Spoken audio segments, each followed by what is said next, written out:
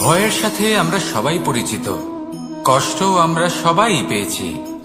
কখনো কখনো আমরা অসুস্থ হয়ে পড়ি, আর এমন সময় হলে মাতার মমতা, কখনো বাবার স্নেহ, কখনো বন্ধুদের পাশে থাকার অনুভূতি আমাদের রোগ নিরাময়ে সাহায্য করে।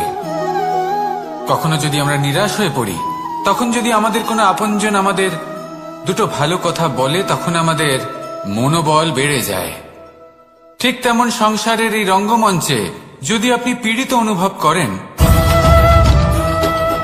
কিছু শুভ কথা আলোচনা করুন, কিছু স্তুতি গান করুন, কিছু মুহূর্তের জন্য হলেও নিজের ইষ্টদেবের কথা স্মরণ করুন আর প্রার্থনা করুন।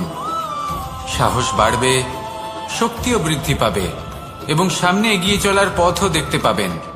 তখন এই মন প্রসন্ন হয়ে বলবে, রাধা রাধা।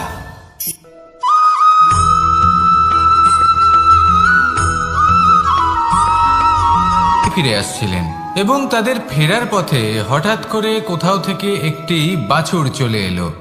এই দুই বোন ভয়ভীত হয়ে গেলেন আর তাদের হাত থেকে সেই আটা পড়ে গেল, মাটিতে মিশে গেল। এবার এই পুরো ঘটনাক্রমে যদি কারোর বিন্দুমাত্র লাভ হয়ে থাকে, বিন্দুমাত্র আনন্দ পেয়ে থাকে, তাহলে সে কে? সেই ছোট বোন, যিনি মাঝে মাঝেই গমের দানা তুলছিলেন এবং খাচ্ছিলেন। কিছুটা হলেও উনি আনন্দ লাভ করেছিলেন। এবার এরকমই হলো আমাদের জীবনে ভক্তি এবং ভালোবাসা সংক্রান্ত বিষয়।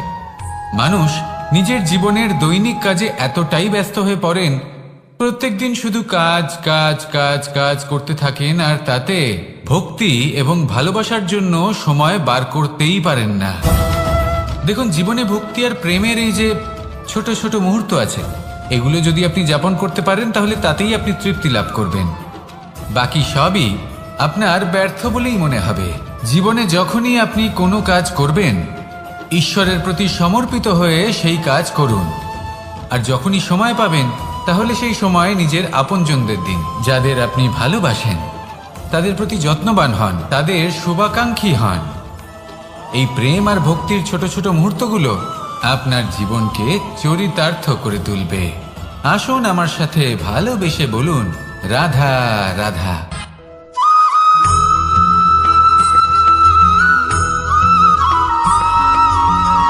মানুষের মানসিকতা এমন হয় যে সে যতটা করে আশা করে যে তার থেকে অনেক বেশি তার বদলে সে পাবে।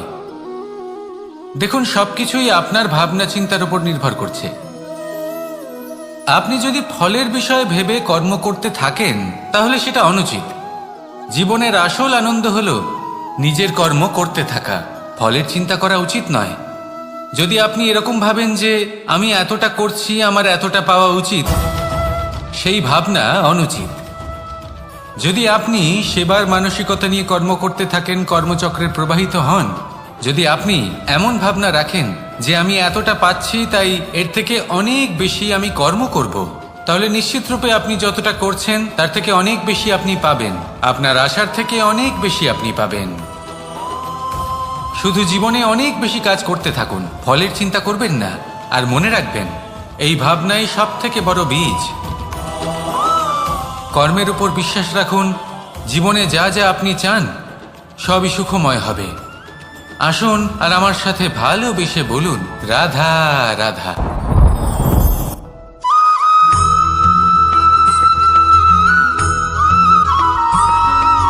প্রত্যেক মানুষ নিজের জীবনে হীরক তথা হীরে এবং দর্পণ, এই দুই দেখেছেন। এই দুই হলো সাদা এবং এরা দুজনেই আলোর প্রতিফলন ঘটায় এবং এরা দুজনেই উজ্জ্বল হয়ে ওঠে। আপনি হয়তো মনে মনে ভাবছেন যে এটা কি ধরনের তুলনা করছি। একটা হীরে তো রত্ন, তার মূল্য দর্পণের থেকে অনেক গুণ বেশি। কিন্তু হীরে থাকাতে দর্পণের মূল্য কিন্তু কোনো অংশে কমে যায় না, তাই না? মানুষ যখন হীরে নিজের হাতে নেয়, তখন সবার আগে কি খোঁজে? দর্পণ, যাতে তার মধ্যে দিয়ে দেখে সে বুঝতে পারে যে সেই হীরে আদৌ তার শোভাবর্ধন করছে কিনা, তাকে ভালো দেখাচ্ছে কিনা, প্রসাধনের জন্য সেটা ব্যবহার করা ঠিক হবে কিনা। অর্থাৎ হীরের উপস্থিতিতে দর্পণের গুরুত্ব কম হলো না, দর্পণের কারণে হীরের মূল্য বোঝা গেল। আমাদের জীবনেও ঠিক এরকমই ঘটে। আপনারা যদি সংসারে নিজের আশেপাশে দেখেন, এমন অনেক মানুষ দেখতে পাবেন যারা নিজেদের ক্ষেত্রে মহান স্থানে পৌঁছেছেন, নিপুণ এবং শ্রেষ্ঠ হয়ে থাকেন, তাহলে নিজেকে ছোট মনে করবেন না। আসুন আর আমার সাথে ভালোবেসে বলুন, রাধা রাধা।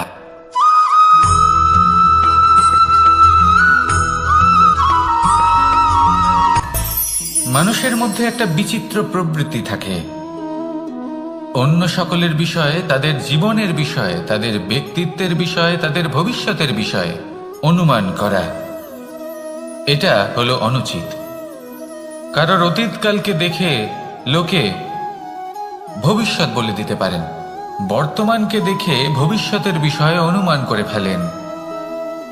উদাহরণ দিতে হলে বলবো, কোনো দাসকে দেখুন, ওকে দেখে লোকে বলে যে ওর ভবিষ্যৎ সেটাই হতে পারে, অনুমান করে ফেলেন। আর এই রাজাকে দেখুন, উনি তো কত সুখী হবেন, উনি তো জগতের সব থেকে অধিক সুখী মানুষ, কত সুখ সুবিধা আছে ওনার কাছে, ধারণা করে ফেলেন। তবে সত্য তো এটাই যে কারোর ব্যক্তিত্বের বিষয়ে, তাদের ভবিষ্যতের বিষয়ে আপনি পূর্ণ সত্য কখনোই বলতে পারবেন না, শুধু অনুমান করতে পারবেন।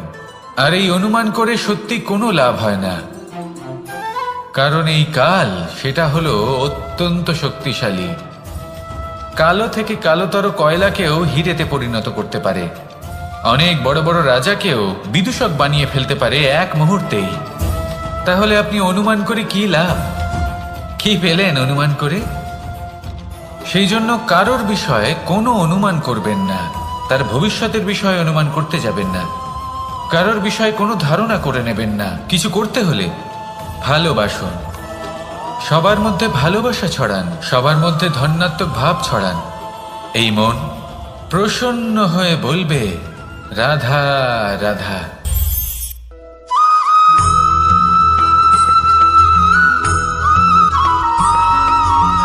এই সংসারে সব থেকে বড় ব্যক্তি কে? আপনি বলবেন, এ কেমন ধরনের প্রশ্ন? কিন্তু এটা হলো সব থেকে উচিত প্রশ্ন। কেউ এর উত্তর দেবে যে সেই মহাপ্রতাপী রাজা, তিনি হলেন সব থেকে বড় ব্যক্তি, সেই বড় রাজনীতিবিদ, তিনিই সব থেকে বড় ব্যক্তি। আমি আপনাকে জানাই যে সংসারের সব থেকে বড় ব্যক্তি হলেন তিনি, যার সাথে দেখা করলে আপনি নিজেকে ছোট মনে করবেন না। কোনো ব্যক্তি যিনি সব থেকে বেশি শক্তিশালী, আপনি যদি তার সামনে যান, তাহলে উনি আপনার অন্তরের শক্তিকে বাইরে বের করে আনবে, আপনার অন্তরে লুকিয়ে থাকা শক্তিকে জাগ্রত করতে প্রেরণা প্রদান করবে। তিনি হলেন বড় ব্যক্তি, তিনি হলেন মহান ব্যক্তি। তিনি নন যিনি নিজের বল এবং ঐশ্বর্য দ্বারা আপনাকে তার সামনে ছোট প্রমাণ করবেন। এবং সেই জন্য মহাদেব আমার আরাধ্য হলেন আমার খুব প্রিয়। কারণ রাজা হোক বা ফকির, কেউ যদি ওনার সামনে যান তাহলে সে নিজেকে ছোট মনে করেন না। আপনিও যদি জীবনে অনেক বড় হতে চান, তাহলে কাউকে কখনো নিজেকে ছোট মনে করতে দেবেন না, তার অন্তরে বড় হয়ে ওঠার প্রেরণা প্রদান করুন। আসুন আমার সাথে ভালোবেসে বলুন, রাধা রাধা।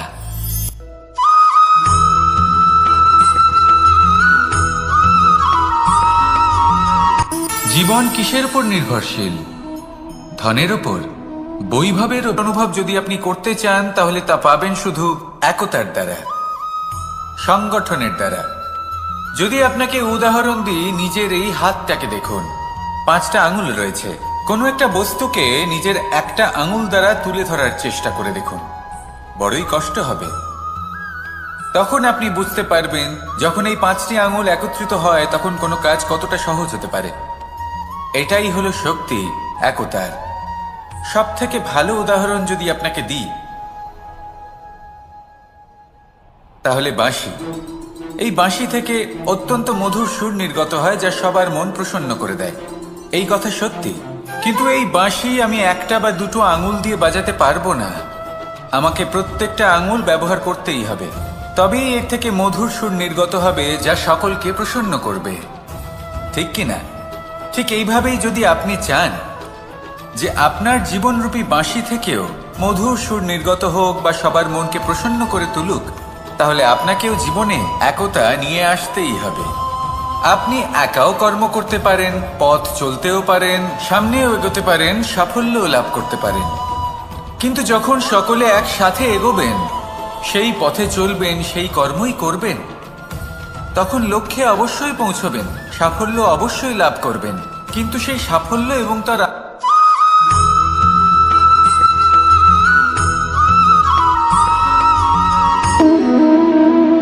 সম্পর্ক হলো আমাদের জীবনের একটি আধার। কিছু সম্পর্ক এমন যা আমরা জন্মসূত্রে লাভ করি, যেমন পরিবার, মা, বাবা। কিছু সম্পর্ক আছে যা আমরা জীবনে অর্জন করে থাকি, তা সে প্রেমের হোক, স্নেহের হোক বা বন্ধুত্বের। এই সকল সম্পর্ক লাভ করার বা গড়ে তোলার 5টি ধাপ রয়েছে। প্রথম ধাপ, কোনো ব্যক্তির সাথে আলাপ হওয়া, তার সাথে কথা বলা বা তাকে দেখা। দ্বিতীয় ধাপ, সে ব্যক্তিকে আমাদের ভালো লাগা। তৃতীয় ধাপ, আমাদের এটা চাইতে শুরু করা যে জীবনে এই ব্যক্তি যেন আমাদের বন্ধু হন, আমাদের জীবনে থাকেন, বা আমাদের কাউকে ভালোবেসে ফেলা। আর এটা আমাদের ভাবা বা চাওয়া যে সেই ব্যক্তি যেন আজীবন আমার সাথে থাকেন, আমার জীবনে আমার সাথী হয়ে। চতুর্থ ধাপ, লাভ করা। এবার এই ধাপটি অনেক মানুষের পক্ষেই খুবই সরল হয়, বড়ই সরলভাবে নিজেদের সঙ্গীকে লাভ করে থাকে। কিছু মানুষের জন্য এই ধাপ অত্যন্ত কঠিন হয়ে থাকে। অনেক প্রতিকূল পরিস্থিতির উপর জয়লাভ করে তারা সঙ্গীকে লাভ করেন, কিন্তু লাভ অবশ্যই করেন। এরপরে আসে পঞ্চম, অন্তিম এবং সব থেকে গুরুত্বপূর্ণ ধাপ। সেটা হলো সেই সম্পর্ক পালন করা। এটা হলো এমন এক বিষয় যা প্রত্যেক মানুষের শেখা উচিত। যদি ব্যক্তি নিজের জীবনে সম্পর্ক রক্ষা করতে শিখে যান, তবে প্রত্যেক সম্পর্ক তার জীবনকে স্বর্গ করে তুলবে। আসুন আর আমার সাথে ভালোবেসে বলুন, রাধা রাধা।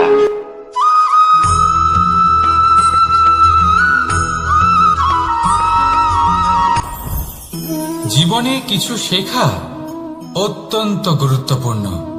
এবার কি কি শিখতে হবে সেই সব শেখানোর জন্য অনেক শিক্ষক রয়েছেন, কিন্তু কি শিখবেন না আর কি করবেন না, এটা আমাদের নিজের অভিজ্ঞতা দিয়ে শিখতে হয়। কিন্তু তার মানে এটা নয় যে যদি আপনাকে শিখতে হয় যে আগুনের তাপ কতটা, আপনাকে আগুনের মধ্যে হাত দিতে হবে। না, অন্য কারোর অভিজ্ঞতা দ্বারাও শিখতে পারেন। প্রশ্ন শুধুমাত্র একটাই যে আপনি কি শিখতে চান নাকি চান না। যদি আপনি এটাই ভাবেন যে আমি শুধুই নিজের অভিজ্ঞতা দ্বারাই শিখতে চাই, তাহলে জীবনকাল ছোট মনে হবে, অনেক কিছুই শিখতে পারবেন না। তাই নিজের সাথে সাথে বড়দের অভিজ্ঞতা দ্বারাও শেখা শুরু করে দিন। এই সংসারের অভিজ্ঞতা দ্বারা শিখতে শুরু করে দিন। আর এটা নিশ্চিত রূপে শেখা আবশ্যক যে কখন কি করবেন না, কোথায় থামতে হবে আর কোথায় থামবেন না। তাহলে আসুন আর আমার সাথে ভালোবেসে বলুন, রাধা রাধা।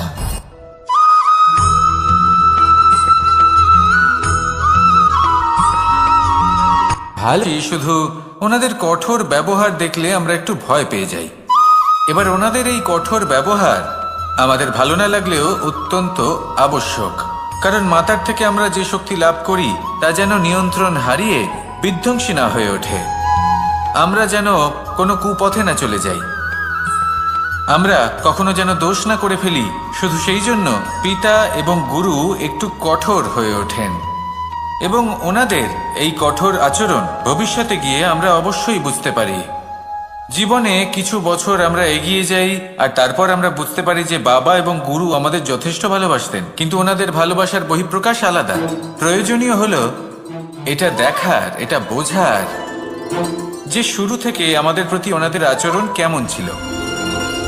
ওনাদের কঠোর হওয়ার পেছনে ওনাদের ভালোবাসাটা বোঝার চেষ্টা করুন, ওনাদের চিন্তাটা বোঝার চেষ্টা করুন, ওনাদের পথপ্রদর্শনের আড়ালে আপনার ভবিষ্যতের জন্য যে পরিকল্পনা ওনারা করেছেন সেটা বোঝার চেষ্টা করুন।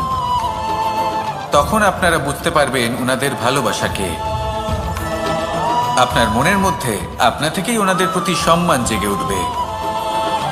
নিজের পিতা এবং নিজের গুরু এই দুজনের প্রতি কৃতজ্ঞতা প্রকাশ করুন আর আমার সাথে ভালোবেসে বলুন, রাধা রাধা।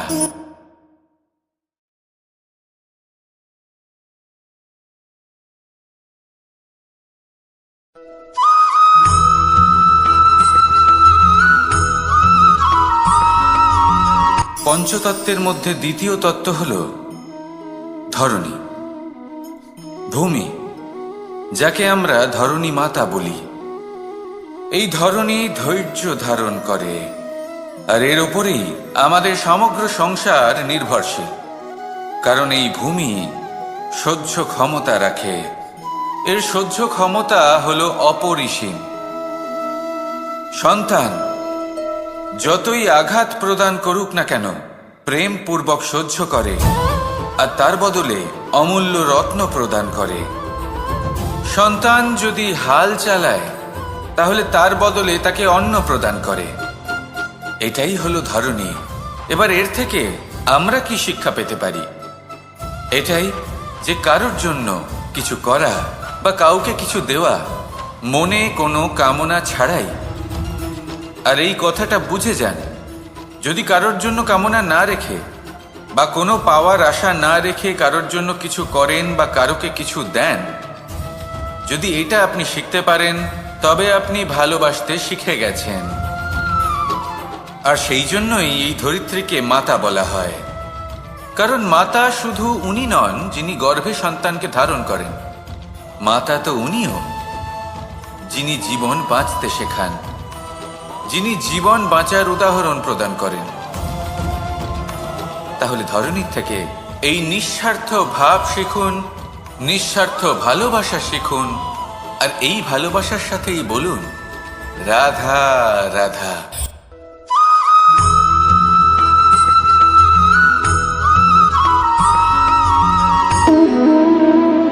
সম্পর্ক হলো আমাদের জীবনের একটি আধার। কিছু সম্পর্ক এমন যা আমরা জন্মসূত্রে লাভ করি, যেমন পরিবার, মা, বাবা। কিছু সম্পর্ক আছে যা আমরা জীবনে অর্জন করে থাকি, তা সে প্রেমের হোক, স্নেহের হোক বা বন্ধুত্বের। এই সকল সম্পর্ক লাভ করার বা গড়ে তোলার 5টি ধাপ রয়েছে। প্রথম ধাপ, কোনো ব্যক্তির সাথে আলাপ হওয়া, তার সাথে কথা বলা বা তাকে দেখা।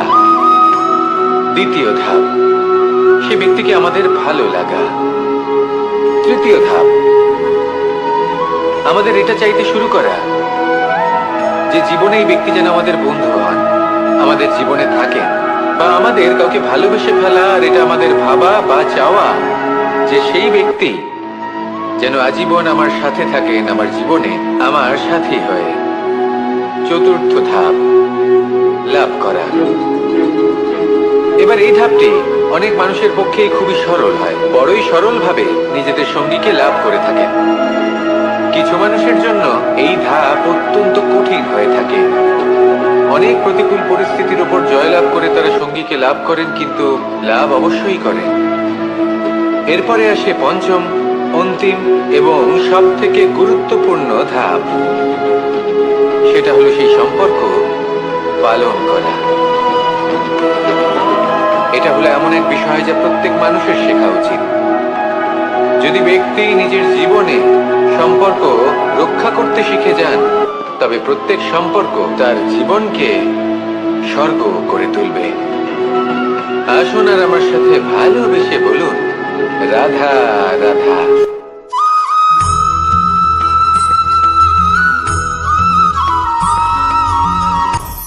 আপনি কখনো পর্বতের শিখরে উঠেছেন? আপনি দেখতে পাবেন পর্বতের পদতলে প্রচুর সুন্দর ফুল রয়েছে, সবুজ বনানী রয়েছে। যত আপনি ওপরে উঠতে থাকবেন, তত ফুল কমতে থাকবে, সবুজ বনানী কমতে থাকবে। আরো কিছুটা ওপরে উঠলে কাঁটা জাতীয় গাছ দেখতে পাবেন, শুকনো গাছ দেখতে পাবেন। আরো যদি ওপরে ওঠেন তাহলে পাষাণ দেখতে পাবেন। আরো ওপরে উঠলে হিমখণ্ড দেখতে পাবেন। এই যে পর্বত, তা মনুষ্য জীবনের সব থেকে উত্তম উদাহরণ। মানুষ যখন সাফল্যের শিখরে পৌঁছতে চান, মহানুভবতার শিখরে পৌঁছতে চান, পথে যত আস্তে আস্তে উপরে উঠতে থাকেন, ততই ভৌতিক বস্তু তার থেকে বিচ্ছিন্ন হতে থাকে। যদি তিনি সেই ভৌতিক বস্তুগুলি ত্যাগ না করতে পারেন, তাহলে কখনোই সেই স্থানে পৌঁছতে পারবেন না। আর মানুষ যদি উচিত ত্যাগ করতে পারেন, পথে অগ্রসর হতে থাকেন, এগোতে থাকেন, তাহলে একদিন না একদিন তিনি মহানুভবতার, জ্ঞানের, সাফল্যের হিমের স্বাদ অবশ্যই লাভ করবেন। মনে রাখবেন, মানব জীবনে ত্যাগ হলো অত্যন্ত গুরুত্বপূর্ণ অংশ। আসুন আমার সাথে ভালোবেসে বলুন, রাধা রাধা।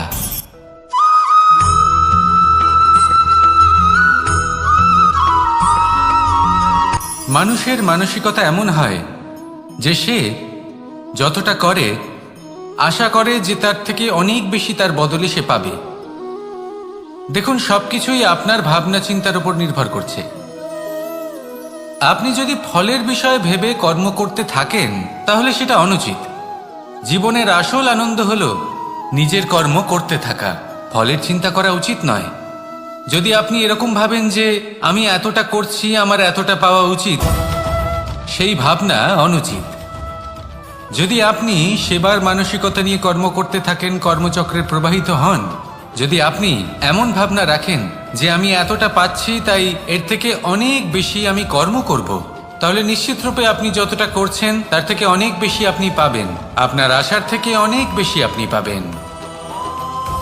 শুধু জীবনে অনেক বেশি কাজ করতে থাকুন, ফলের চিন্তা করবেন না। আর মনে রাখবেন, এই ভাবনাই সব থেকে বড় বীজ।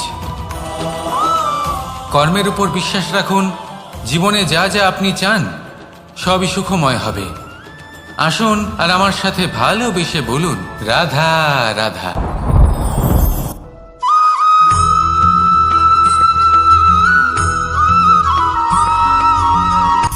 সূচের শেষে একটি ছিদ্র থাকে যার দ্বারা আমরা এই সুতো পরাতে পারি, আর তারপর সূচের সাহায্যে এই সুতো দিয়ে বস্ত্র সেলাই করা যায়। কিন্তু যদি সুতোটা সোজা করে ধরা না হয় তাহলে সূচে কখনো এই সুতো পরানোই সম্ভব নয়। যদি এতে কোনো গিঁট পড়ে তখন তা কখনোই এই ছিদ্র দ্বারা প্রবেশ করা সম্ভব নয়। ঠিক এইভাবেই যদি আপনি কারোর জীবনে প্রবেশ করতে চান, কারোর অন্তরে প্রবেশ করতে চান, তাহলে আপনাকেও সহজ থাকতে হবে।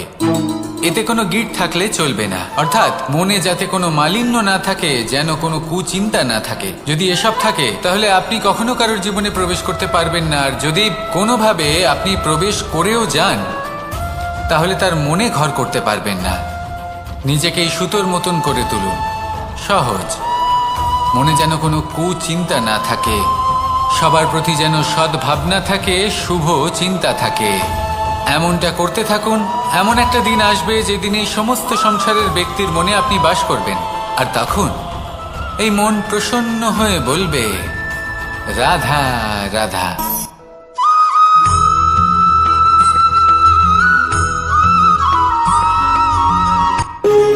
যখন মানুষের মৃত্যু হয় তখন কি হয়? অনেক সংখ্যক মানুষ শোক পালন করতে চলে আসেন। যে ব্যক্তি মৃত্যু লাভ করেছেন তার অনেক বস্তু থাকে যেগুলো তার প্রিয়, যেগুলো তিনি ব্যবহার করেছেন। তার শয্যা, তার বস্ত্র, তার আভূষণ সবকিছু তার থেকে বিচ্ছিন্ন করা হয় এবং খালি হাতে তাকে শ্মশানের উদ্দেশ্যে রওনা করা হয়। আমি আপনাকে এই প্রশ্ন করতে চাই, আপনি এই সংসারে কি অর্জন করেছেন? ধন সম্পত্তি, বস্ত্র, আভূষণ, এই সব কিছু যে আপনি অর্জন করেছেন, আপনার মৃত্যুর পরে তা আপনার থেকে দূর হয়ে যাবে। এর উত্তর হলো একটাই, আপনার কর্ম। শুধু সেটাই আছে যা একান্ত আপনার, আর শুধু সেটাই এই সংসার থেকে চলে যাওয়ার পরেও সংসারেই জীবিত থাকবে। যদি আপনি দুষ্কর্ম করেন তাহলে এই সংসার আপনাকে একটি অনুচিত উদাহরণ হিসেবে মনে রাখবে যে এই ব্যক্তি খুব পাপী ছিল, অনুচিত কর্ম করতেন। যে পথে তিনি চলেছেন সেই পথে কারোর চলা উচিত নয়। সেখানেই যদি আপনি সৎকর্ম করেন তাহলে সংসার চিরকাল এটাই বলবে যে খুব ভালো মানুষ ছিলেন, সবাইকে ভালোবাসতেন, সবাইকে সাহায্য করতেন, আমার খুব প্রিয় মানুষ ছিলেন। এটাই হলো শ্রেষ্ঠ কর্ম। সেই জন্য জীবনে শুধুমাত্র ধন সম্পত্তি, আভূষণ এই সব অর্জন করতে গিয়ে নিজের মনোনিবেশ করবেন না। শ্রেষ্ঠ কর্ম করুন। সংসার থেকে চলে যাওয়ার পরেও এই কর্মই এই সংসারে আপনাকে জীবিত রাখবে। আসুন আমার সাথে ভালোবেসে বলুন, রাধা রাধা।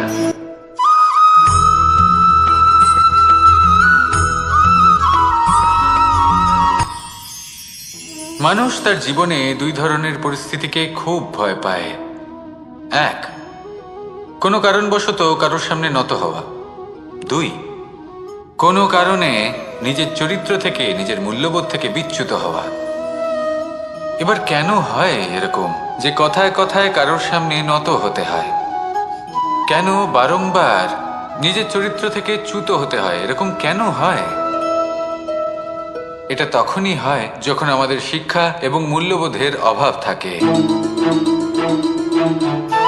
যদি মানুষের মধ্যে প্রকৃত শিক্ষা থাকে তাহলে এই সংসারে কোনো সময় এবং কারোর সামনেই নত হওয়ার কোনো প্রয়োজন নেই। যদি মানুষের মধ্যে মূল্যবোধ থাকে তাহলে তাকে নিজের মূল্যবোধ বা চরিত্র থেকে বিচ্যুত হতে হয় না, তা সে যাই হয়ে যাক না কেন। কোনো বালককে যদি জন্ম থেকেই সুশিক্ষার অধিকারী করা হয়, শিক্ষিত করা হয়, মূল্যবোধের অধিকারী করা হয়, তবে সে এই সংসারে এমন কর্ম করবে যাতে সে নিজেকে, নিজের পরিবারকে, সমগ্র সমাজকে গর্বিত করতে পারে। শিক্ষা লাভ করুন, মূল্যবোধ লাভ করুন এবং আমার সাথে ভালোবেসে বলুন, রাধা রাধা।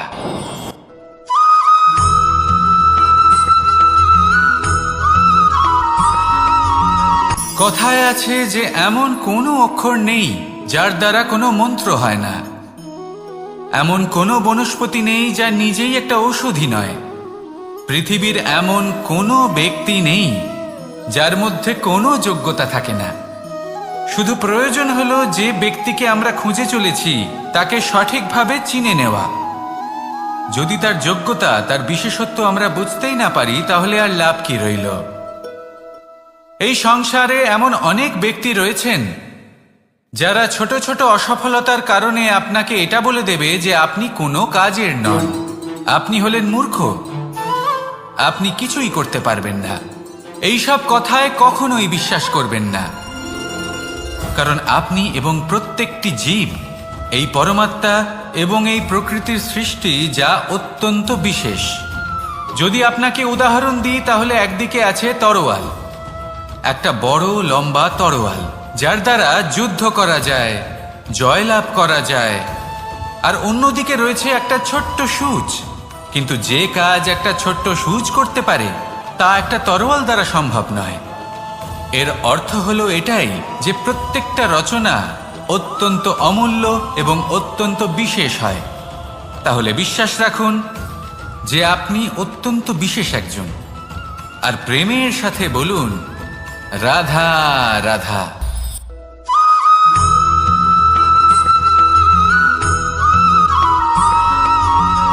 এই সংসারে কোনো বস্তু হোক বা ব্যক্তি হোক, তার একার গুরুত্ব কিন্তু খুব বেশি নয়। একটা উদাহরণ হিসেবে বৃষ্টির ফোঁটাকে ভেবে দেখুন। যদি একটি বৃষ্টির ফোঁটা হয় তাহলে তার খুব বেশি গুরুত্ব থাকে না, কিন্তু যখন সহস্র বৃষ্টির ফোঁটা মেঘের মধ্যে দিয়ে ঝরে পড়ে তখন সেটা বর্ষার রূপ ধারণ করে। সেই বর্ষা যা এই প্রকৃতিকে শান্ত করে। সেইভাবেই পাথরের ছোট টুকরো, তার খুব বেশি গুরুত্ব থাকে না, কিন্তু যখন অসংখ্য পাথরের টুকরো একত্রিত হয় তখন তা পর্বতের আকার ধারণ করে। সেইভাবেই কিছু মানুষ যখন একত্রিত হন তখন তৈরি হয় পরিবার, কিছু পরিবার যখন একত্রিত হয় তখন তৈরি হয় সমাজ, যখন অনেক সংখ্যক সমাজ একত্রিত হয় তখন তৈরি হয় রাজ্য। এবার এই রাজ্যের সবথেকে গুরুত্বপূর্ণ ব্যক্তি হতে পারেন রাজা, কিন্তু তাও সেই রাজা একা কিছু করতে পারেন না। যুদ্ধ লড়ার সময় তারও নিজের সৈন্যদলকে প্রয়োজন পড়ে। কিন্তু এই সংসারে এমন একজন ব্যক্তি আছেন যিনি একাই সব কাজ করতে থাকেন, এবং সেই ব্যক্তি হলেন মা। আমাদের জীবনে একজন পিতার ভূমিকা কিন্তু নিঃসন্দেহে অমূল্য, কিন্তু আমাদের সকলের জীবনে যে ভূমিকা একজন মায়ের তা অন্য কারোর থাকে না। একজন মা একাই সন্তানকে বড় করতে পারেন, সংস্কারী করে তুলতে পারেন, তার জন্য পরিশ্রম করেন। আর এত কিছু কাজ করার পরেও তার কাজের জন্য তিনি প্রশংসা অবশ্য পান না। উল্টে যদি সেই সন্তান অনুচিত পথে চালিত হয়, অনুচিত কর্ম করে, তখন সেই মাকেই অপবাদের পাত্র হয়ে উঠতে হয়। আমাদের জীবনে মায়ের যোগদান কতটা সেটা বুঝুন। আপনাকে বড় করে তোলার জন্য উনি কতটা পরিশ্রম করেছেন সেটা বুঝুন। আজ থেকে, এখন থেকে, এই মুহূর্ত থেকে মাকে সম্মান করতে শিখুন। যখন সময় পাবেন, যখন সুযোগ হবে, তখন তার প্রশংসা করুন। ওনারও ভালো লাগবে। আর মায়ের এই মমতার জন্য, তার এই ভূমিকার জন্য আসুন সবাই মিলে আমরা তাকে প্রণাম করি, আর সকলে মিলে ভালোবেসে বলি, রাধা রাধা।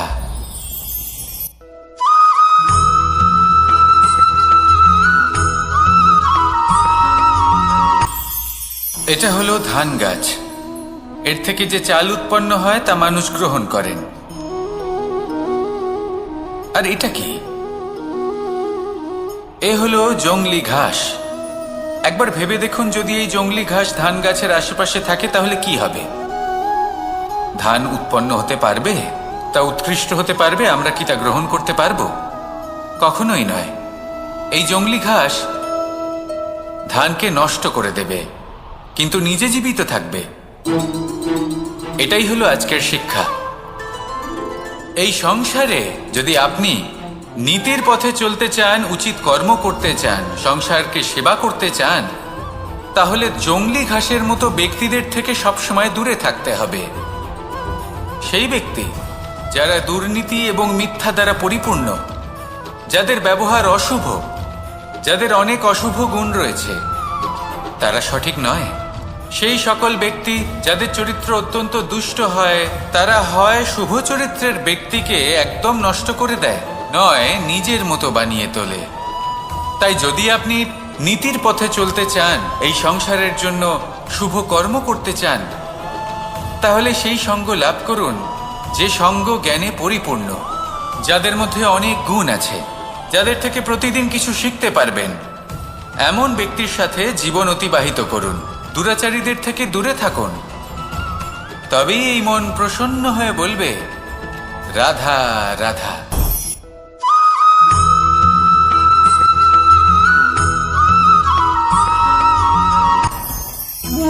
ভোজন। এবার ভোজন সংগ্রহ করার জন্য মানুষ কি না করেন, সব সময় চেষ্টা করতে থাকেন। ফসল উৎপাদনের জন্য অনেক পরিশ্রম করতে থাকেন, কিন্তু অনেক সময় অনেক পরিশ্রম করার পরেও ফসল ভালো উৎপাদন হয় না। এর কারণ কি? কারণ হলো এটাই যে আপনি পরিশ্রম হয়তো অনেক করেছেন, কিন্তু আপনার নজর তো সেই বীজের দিকে ছিলই না যা আপনি রোপণ করেছেন। সেই জন্য সব সময় কোনো বীজ রোপণ করার আগে তাকে পরখ করে দেখুন। তা অত্যন্ত আবশ্যক। আর সেইভাবেই যখনই কোনো কর্মের প্রশ্ন আসে, তাহলে সেখানে শুধুমাত্র পরিশ্রম যথেষ্ট নয়। সেই কাজের প্রতি আপনার কর্তব্য কি, আপনার উদ্দেশ্য কি, সেটা জানা হলো অত্যন্ত গুরুত্বপূর্ণ। তাই কর্ম করুন, কিন্তু সেই কর্মের প্রতি আপনার যা উদ্দেশ্য তার মাহাত্ম্য বুঝতে চেষ্টা করুন। তাহলে আসুন আমার সাথে ভালোবেসে বলুন, রাধা রাধা।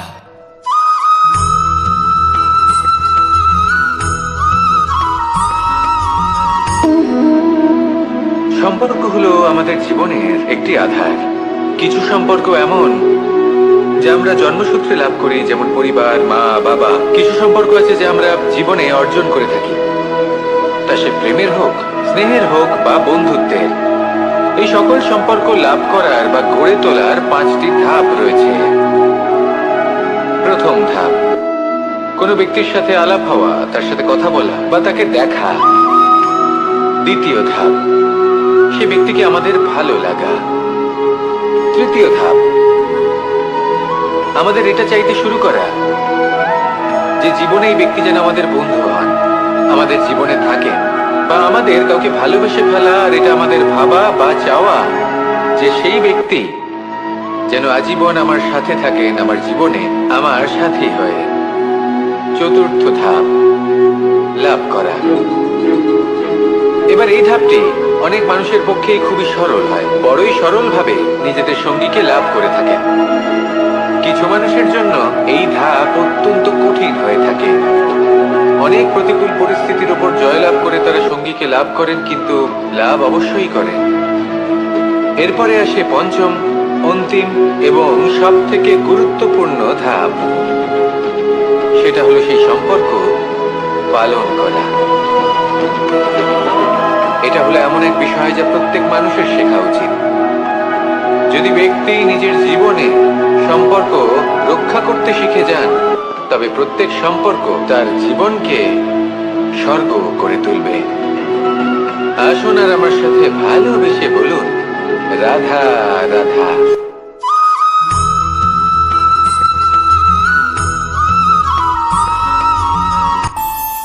আমাদের মনে যখন কোনো প্রশ্ন ওঠে, কোনো দ্বন্দ্ব জাগে, তখন আমরা যাই আমাদের গুরুর কাছে, আমাদের আরাধ্যের কাছে গিয়ে জিজ্ঞেস করি। এইভাবেই একদিন আমি পৌঁছলাম আমার আরাধ্যের কাছে, আমার মহাদেবের কাছে, আর ওনাকে প্রশ্ন করলাম যে মহাদেব, জীবনে আনন্দ পাওয়ার, উৎসব পালনের, প্রেম ভাগ করে নেবার, জীবনকে উপভোগ করে নেওয়ার সর্বশ্রেষ্ঠ সময় কোনটা? মহাদেব হাসলেন আর উনি বললেন, জীবনে উৎসব পালনের সব থেকে শ্রেষ্ঠ দিন হলো মৃত্যুর ঠিক আগের দিনটা। প্রেম ভাগ করে নেওয়ার সব থেকে শ্রেষ্ঠ মুহূর্ত হলো মৃত্যুর ঠিক আগের মুহূর্ত। জীবনকে উপভোগ করে নেওয়ার সর্বশ্রেষ্ঠ প্রহর হলো মৃত্যুর এক প্রহর পূর্বে। তখন আমি চমকে গেলাম। আমি বললাম, কিন্তু মহাদেব, মৃত্যু তো অনিশ্চিত, আমরা জানিও না কবে আমাদের মৃত্যু হবে। মহাদেব আবার হাসলেন। উনি বললেন যে যদি আমরা এভাবে জীবন কাটাই যে আমরা জীবনের প্রত্যেক দিন, প্রত্যেক মুহূর্ত, প্রত্যেক প্রহর শেষ বলে মনে করি, তাহলে আমাদের সমস্ত জীবন আনন্দের সাথেই অতিবাহিত হবে। কি বলেন?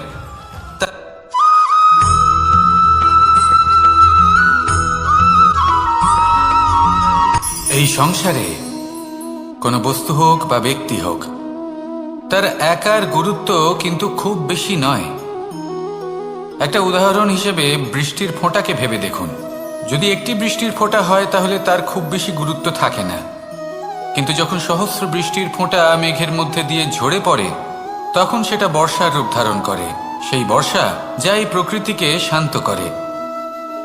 সেইভাবেই পাথরের ছোট টুকরো, তার খুব বেশি গুরুত্ব থাকে না, কিন্তু যখন অসংখ্য পাথরের টুকরো একত্রিত হয় তখন তা পর্বতের আকার ধারণ করে।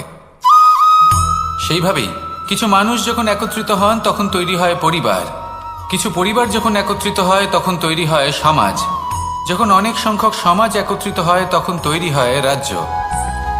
এবার এই রাজ্যের সব থেকে গুরুত্বপূর্ণ ব্যক্তি হতে পারেন রাজা, কিন্তু তাও সেই রাজা একা কিছু করতে পারেন না। যুদ্ধ লড়ার সময় তারও নিজের সৈন্যদলকে প্রয়োজন পড়ে। কিন্তু এই সংসারে এমন একজন ব্যক্তি আছেন যিনি একাই সব কাজ করতে থাকেন, এবং সেই ব্যক্তি হলেন মা। আমাদের জীবনে একজন পিতার ভূমিকা কিন্তু নিঃসন্দেহে অমূল্য, কিন্তু আমাদের সকলের জীবনে যে ভূমিকা একজন মায়ের তা অন্য কারোর থাকে না। একজন মা একাই সন্তানকে বড় করতে পারেন, সংস্কারী করে তুলতে পারেন, তার জন্য পরিশ্রম করেন। আর এত কিছু কাজ করার পরেও তার কাজের জন্য তিনি প্রশংসা অবশ্য পান না। উল্টে যদি সেই সন্তান অনুচিত পথে চালিত হয়, অনুচিত কর্ম করে, তখন সেই মাকেই অপবাদের পাত্র হয়ে উঠতে হয়। আমাদের জীবনে মায়ের যোগদান কতটা সেটা বুঝুন। আপনাকে বড় করে তোলার জন্য উনি কতটা পরিশ্রম করেছেন সেটা বুঝুন। আজ থেকে, এখন থেকে, এই মুহূর্ত থেকে মাকে সম্মান করতে শিখুন। যখন সময় পাবেন, যখন সুযোগ হবে, তখন তার প্রশংসা করুন, ওনারও ভালো লাগবে। আর মায়ের এই মমতার জন্য তার এই ভূমিকার জন্য আসুন সবাই মিলে আমরা তাকে প্রণাম করি আর সকলে মিলে ভালোবেসে বলি, রাধা রাধা।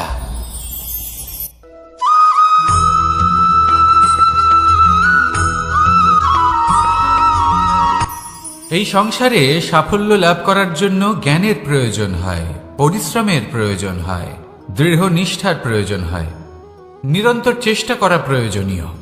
কিন্তু আরো কিছু আছে যা অত্যন্ত প্রয়োজনীয় এবং গুরুত্বপূর্ণ। তা হলো ভালো বন্ধু। তাদের থাকা অত্যন্ত প্রয়োজনীয়। যদি ভালো বন্ধু থাকে তাহলে সময় এলে তারা ঢাল হয়ে আপনাকে সুরক্ষা করবেন। সময় এলে অস্ত্রের মতো শত্রুকে সংহারও করবেন। যদি তিনি জ্ঞানী হন, তাদের মধ্যে সদ্গুণ থাকে, তাহলে এই সব গুণ আপনার মধ্যেও প্রবেশ করবে। তাহলে সাফল্যের জন্য ভালো বন্ধু পাওয়া অত্যন্ত প্রয়োজনীয়। কিন্তু শুধু বন্ধু কেন, ভালো শত্রুও থাকা প্রয়োজনীয়। এবার আপনি ভাববেন, আমি কি বললাম? যদি আপনার জীবনেও ভালো অর্থাৎ শক্তিশালী শত্রু থাকে, তাহলে আপনিও শক্তিশালী হতে থাকবেন।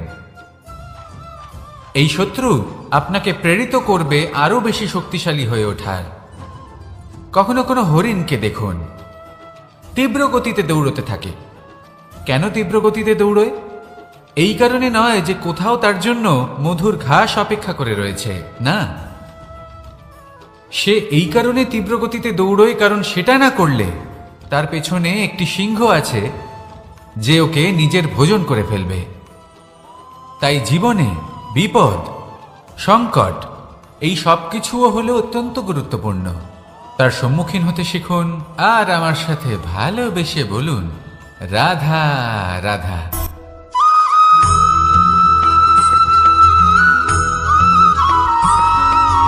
কথায় আছে, প্রত্যেক পুত্র তার পিতার প্রতিচ্ছবি হয়, আর সমস্ত প্রতিচ্ছবি চায় যেন সে তার অস্তিত্ব প্রাপ্ত করতে পারে। পুত্র চায় সে যেন তার পিতার মতো হয়, বা কখনো কখনো তার থেকেও শ্রেষ্ঠ হয়। সেটা কোনো অনুচিত ব্যাপার নয়। অনুচিত তখন হয় যখন পুত্র নিজের পিতার মতো হবার স্বপ্ন পূরণ করতে গিয়ে বা তার থেকেও শ্রেষ্ঠ হওয়ার স্বপ্ন পূরণে অনুচিত পথের আশ্রয় নেয়। কারণ তারপরে সে তার পিতার গুণগুলি আত্মসাৎ করতে চায় না। সে শুধুই এটা চায় যে সংসারের চোখে যেন আমি শ্রেষ্ঠ প্রমাণিত হই। এটা অনুচিত। সংসারে এমন অনেক মানুষ আছেন যারা এই কারণে শ্রেষ্ঠ হওয়ার চেষ্টা করেন যাতে তার পরিবারের তার পিতার সম্মান বৃদ্ধি পায়। এমনও মানুষ থাকেন, আর এটাই হলো পার্থক্য উদ্দেশ্যের। মনে রাখবেন, যদি আপনার উদ্দেশ্য শুভ হয় তাহলে পথও শুভ হবে। যদি আপনার উদ্দেশ্য অশুভ হয় তাহলে পথও অশুভ হবে। তাহলে নিজের পিতার মতো হবার চেষ্টা অবশ্যই করুন, তার থেকেও শ্রেষ্ঠ হওয়ার চেষ্টা অবশ্যই করুন, কিন্তু মনে রাখবেন আপনার সংকল্প আর আপনার উদ্দেশ্য এই দুই শুভ হওয়া উচিত। তাহলে আসুন আর আমার সাথে ভালোবেসে বলুন, রাধা রাধা।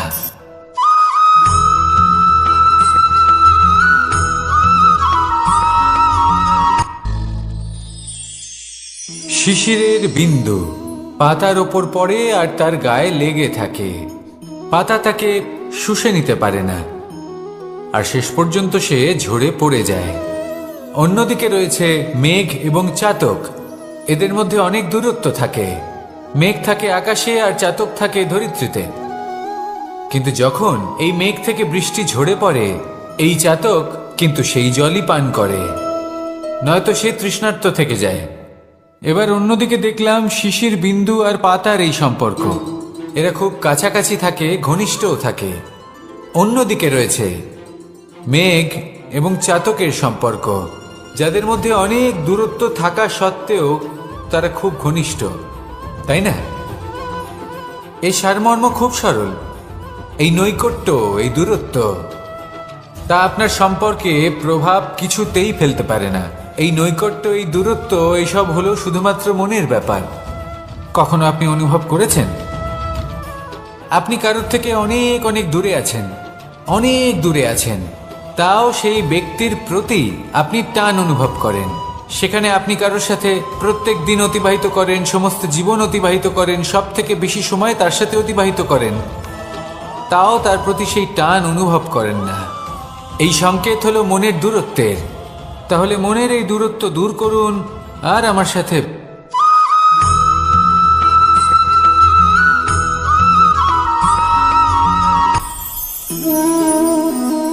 শক্তি এক অত্যন্ত বিচিত্র বস্তু, বা বলতে পারেন অনুভূতি। পিতা সবসময় চান যেন তিনি তার শক্তি পুত্রকে। আসুন আপনাকে সহজে বোঝাই। যদি আপনি সুপাত্র হন আর আপনাকে শক্তি দেওয়া হয়, তাহলে আপনি সেই শক্তির গুরুত্ব বুঝবেন, কোথায় সেই শক্তি প্রয়োগ করা উচিত সেটা বুঝবেন। আর এটা যেহেতু অর্জন করা শক্তি হবে, সেই শক্তির অপব্যবহার হবে না। কিন্তু যদি এই আপনি কুপাত্র হন আর যদি আপনাকে এই শক্তি দেওয়া হয়, তাহলে কি হবে? দেখতে গেলে এই শক্তি আপনি দান হিসেবে পেয়েছেন, তাই না আপনি এই শক্তির গুরুত্ব বুঝবেন আর না এর প্রয়োগ আপনি জানবেন। তার অপব্যবহার হওয়া সুনিশ্চিত। তাই যদি আপনি কোনো শক্তি অর্জন করতে চান, তাহলে আগে তার যোগ্য হয়ে উঠুন। পুত্র নয়, পাত্র হয়ে উঠুন। আর আমার সাথে ভালোবেসে বলুন, রাধা রাধা।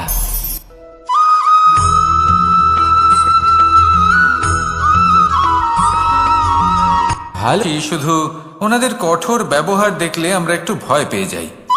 এবার ওনাদের এই কঠোর ব্যবহার আমাদের ভালো না লাগলেও অত্যন্ত আবশ্যক, কারণ মাতার থেকে আমরা যে শক্তি লাভ করি তা যেন নিয়ন্ত্রণ হারিয়ে বিধ্বংসী না হয়ে ওঠে।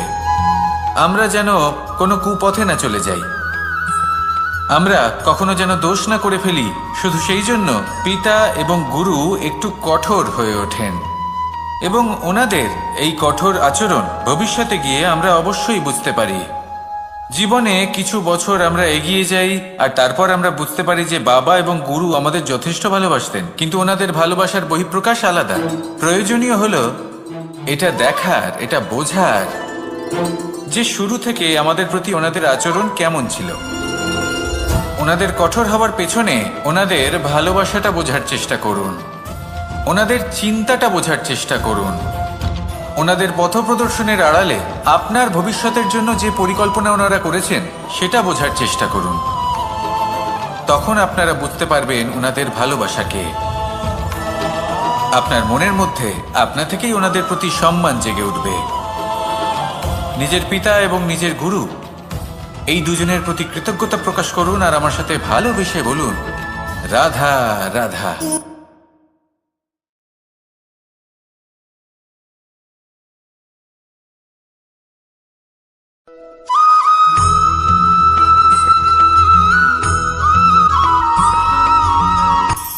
কখনো কোনো বাগানের কোনো বৃক্ষকে দেখেছেন যেখানে সুগন্ধি ফুল থাকে, রসালো ফল থাকে? তখন মন প্রফুল্ল হয়ে ওঠে, মন থেকে সেই বৃক্ষের প্রতি ভালোবাসা জন্মায়। কিন্তু যিনি বাগানের মালিক, শুধুমাত্র তিনিই জানেন যে কিভাবে এই বৃক্ষকে আগলে রাখতে হয়, কিভাবে তার পরিচর্যা করলে এতে সুন্দর সুগন্ধি ফুল হবে, রসালো ফল হবে। কখনো কখনো প্রয়োজনের থেকে বেশি রোদ পেলে এই বৃক্ষগুলি শুকিয়ে যায়, প্রয়োজনের থেকে কম রোদ পেলেও এই বৃক্ষ কিন্তু শুকিয়ে যায়। প্রয়োজনের থেকে কম জল যদি পায়, এই বৃক্ষ শুকিয়ে যেতে পারে। প্রয়োজনের থেকে অতিরিক্ত জল যদি পায়, তখনও এই বৃক্ষের শিকড়গুলি নষ্ট হয়ে যেতে পারে। এবার এটাই কিন্তু আমাদের সংসারের সাথেও হয়। আমাদের সংসারের সকল প্রতিভাশালী ব্যক্তি, যেমন লেখক, বিচারক, প্রবক্তা, যোদ্ধা, এদের সবার ক্ষেত্রে এই কথাটাই প্রযোজ্য। যদি বেশি প্রশংসা করা হয়, তাহলেও এরা হারিয়ে যাবেন। প্রয়োজনের থেকে বেশি যদি নিন্দা করা হয়, তখনও তারা নত হয়ে পড়বেন।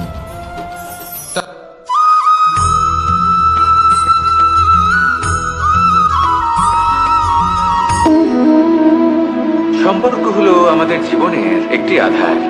কিছু সম্পর্ক এমন যা আমরা জন্মসূত্রে লাভ করি, যেমন পরিবার, মা, বাবা। কিছু সম্পর্ক আছে যা আমরা জীবনে অর্জন করে থাকি, তা সে প্রেমের হোক, স্নেহের হোক বা বন্ধুত্বের। এই সকল সম্পর্ক লাভ করার বা গড়ে তোলার 5টি ধাপ রয়েছে। প্রথম ধাপ, কোনো ব্যক্তির সাথে আলাপ হওয়া, তার সাথে কথা বলা বা তাকে দেখা। দ্বিতীয় ধাপ, সে ব্যক্তিকে আমাদের ভালো লাগা। তৃতীয় ধাপ, আমাদের এটা চাইতে শুরু করা যে জীবনে এই ব্যক্তি যেন আমাদের বন্ধু হন, আমাদের জীবনে থাকে, বা আমাদের কাউকে ভালোবেসে ফেলা আর এটা আমাদের ভাবা বা চাওয়া যে সেই ব্যক্তি যেন আজীবন আমার সাথে থাকেন, আমার জীবনে আমার সাথী হয়ে। চতুর্থ ধাপ, লাভ করা। এবার এই ধাপটি অনেক মানুষের পক্ষেই খুবই সরল হয়, বড়ই সরলভাবে নিজেদের সঙ্গীকে লাভ করে থাকেন। কিছু মানুষের জন্য এই ধাপ অত্যন্ত কঠিন হয়ে থাকে। অনেক প্রতিকূল পরিস্থিতির উপর জয়লাভ করে তারা সঙ্গীকে লাভ করেন, কিন্তু লাভ অবশ্যই করেন। এরপরে আসে পঞ্চম, অন্তিম এবং সব থেকে গুরুত্বপূর্ণ ধাপ। সেটা হলো সেই সম্পর্ক পালন করা। এটা হলো এমন এক বিষয় যা প্রত্যেক মানুষের শেখা উচিত। যদি ব্যক্তি নিজের জীবনে সম্পর্ক রক্ষা করতে শিখে যান, তবে প্রত্যেক সম্পর্ক তার জীবনকে স্বর্গ করে তুলবে। আসুন আর আমার সাথে ভালোবেসে বলুন, রাধা রাধা।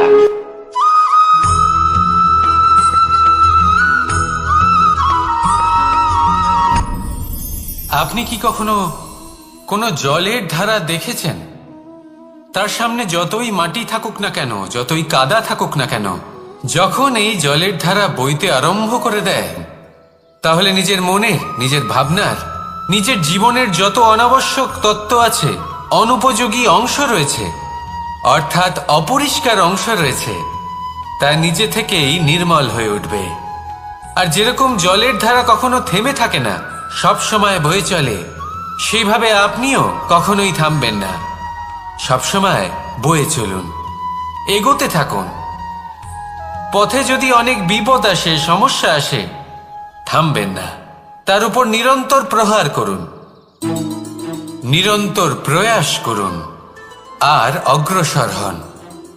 আপনি ভেবে দেখুন, এই জলের ধারা কখনো থেমে থাকে না, সবসময় বয়ে চলে, বিপদের সম্মুখীন হয়ে তাকে সাথে বয়ে নিয়ে চলে।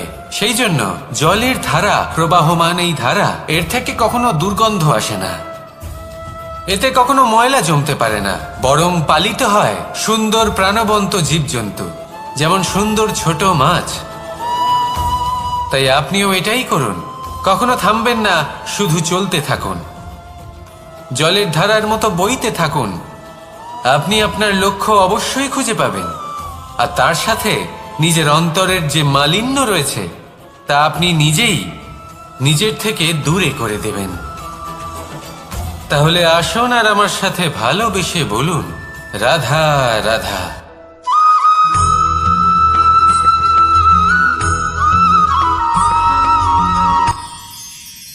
মানুষ তার জীবনে দুই ধরনের পরিস্থিতিকে খুব ভয় পায়। এক, কোনো কারণবশত কারোর সামনে নত হওয়া। দুই, কোনো কারণে নিজের চরিত্র থেকে, নিজের মূল্যবোধ থেকে বিচ্যুত হওয়া। এবার কেন হয় এরকম যে কথায় কথায় কারোর সামনে নত হতে হয়? কেন বারংবার নিজের চরিত্র থেকে চ্যুত হতে হয়? এরকম কেন হয়? এটা তখনই হয় যখন আমাদের শিক্ষা এবং মূল্যবোধের অভাব থাকে।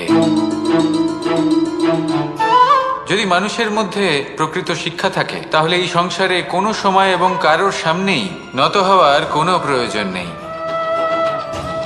যদি মানুষের মধ্যে মূল্যবোধ থাকে, তাহলে তাকে নিজের মূল্যবোধ বা চরিত্র থেকে বিচ্যুত হতে হয় না, তা সে যাই হয়ে যাক না কেন।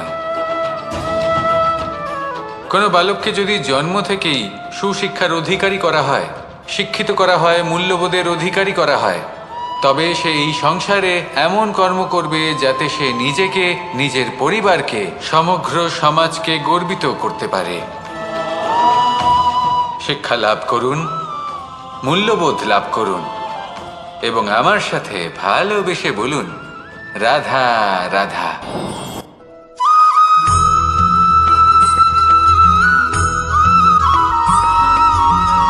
আপনি কখনো কোনো বাজকে নিজের বাসা বানাতে দেখেছেন?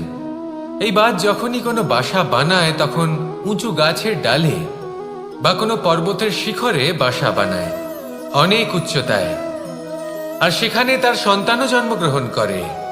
যখন এই সন্তানেরা জন্মায় তখন এই বাজ খুবই ভালোবেসে এবং খুব সাবধানে এদের পালন পোষণ করে। নিজের ঠোঁট দিয়ে তাদের ঠোঁটে খাবার পরিবেশন করে।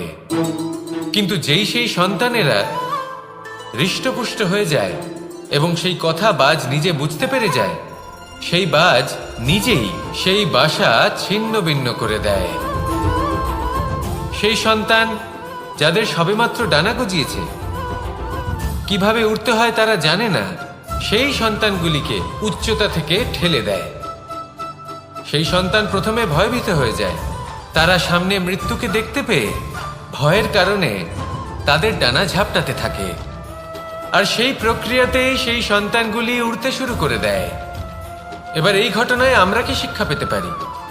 এটাই, যদি আপনি মাতা পিতা হন তাহলে নিজের সন্তানকে অবশ্যই স্নেহ করুন, কিন্তু তাদেরকে নিজের আঁচলের তলায় বেঁধে রাখবেন না। যদি আপনি চান আপনার সন্তান জীবনে উন্নতি করুক, তাহলে নিজের মুঠো থেকে তাদের স্বতন্ত্র করে দিন। এই সংসারে সংঘর্ষ করতে দিন। সেই সন্তান নিজেই বুঝতে পারবে যে জন্মের সময় পাওয়া ডানা কি করে ব্যবহার করতে হয়। আর আপনার চোখের সামনে আপনার সন্তান এই আকাশে উড়তে থাকবে। তাহলে আসুন আমার সাথে ভালোবেসে বলুন, রাধা রাধা।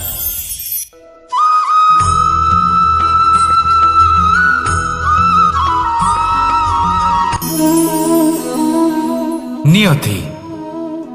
রাধা আমাকে বলে, কৃষ্ণ, যদি তুমি জানো যে নিয়তিতে কি আছে তাহলে তাকে বদলে দাও না কেন? মহাদেব আমাকে বলেন যে শ্রীকৃষ্ণ, যদি আপনি এটা জানেন যে সাম্বের নিয়তি এটাই, তাহলে আপনি তাকে বদলানোর চেষ্টা কেন করেন? কেন? কারণ আমি একজন পিতা, আর পিতার কর্তব্য এটাই, তিনি যেন সম্ভাব্য সব চেষ্টা করেন নিজের সন্তানের মঙ্গলের জন্য।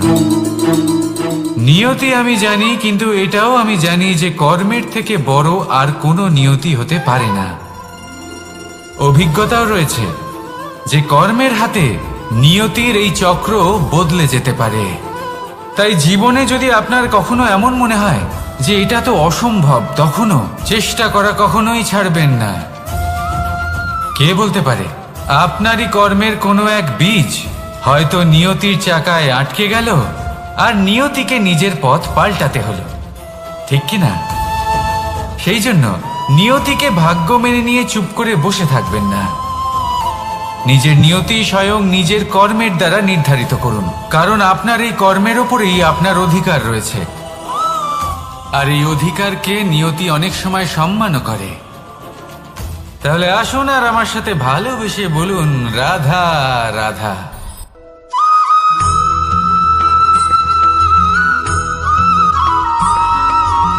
কখনো কখনো আমরা ভাবি যে কোনো ব্যক্তি যিনি ধর্মের পথে চলেছেন, যদি তার দ্বারা কোনো ভুল হয়ে থাকে তাহলে নিয়তি তাকে সেই মুহূর্তেই কঠোর শাস্তি দেন।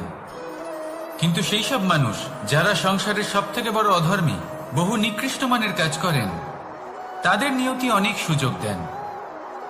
তাদের নিয়তি এরকম কঠোর প্রহার করেন না।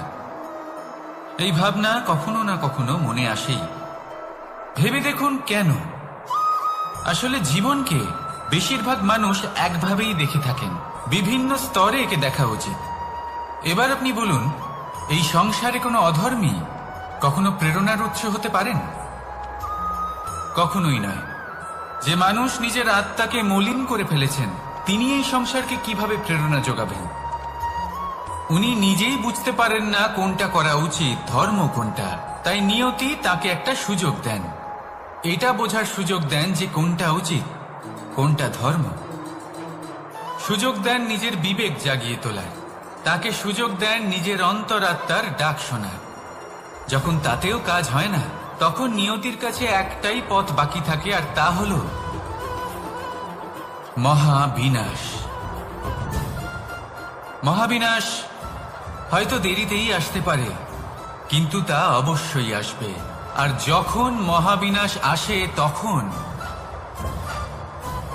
মহাবিনাশের যন্ত্রণা সমগ্র মানব জীবনের যন্ত্রণার থেকে অনেক বেশি হয়।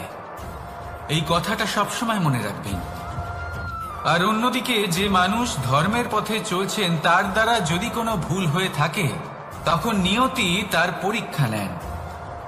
কিছুক্ষণের জন্য মানুষের মনে হতে পারে নিয়তি তাকে কঠোর শাস্তি দিয়েছেন,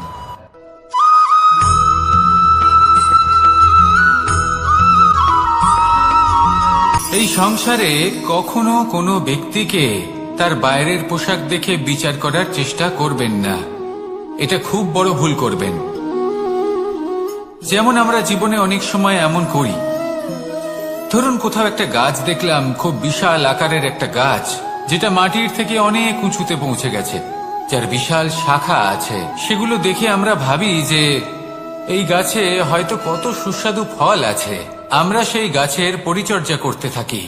আবার অন্যদিকে হলো একটি তৃণ, যেটা মাটি থেকে কিছুটা উঁচুতে পৌঁছেছে, কিন্তু সেই তৃণর নিচে, মাটির নিচে অত্যন্ত সুস্বাদু ফল বা সবজি জন্ম নেয়, যা আমাদের স্বাস্থ্যের পক্ষে অত্যন্ত উপকারী।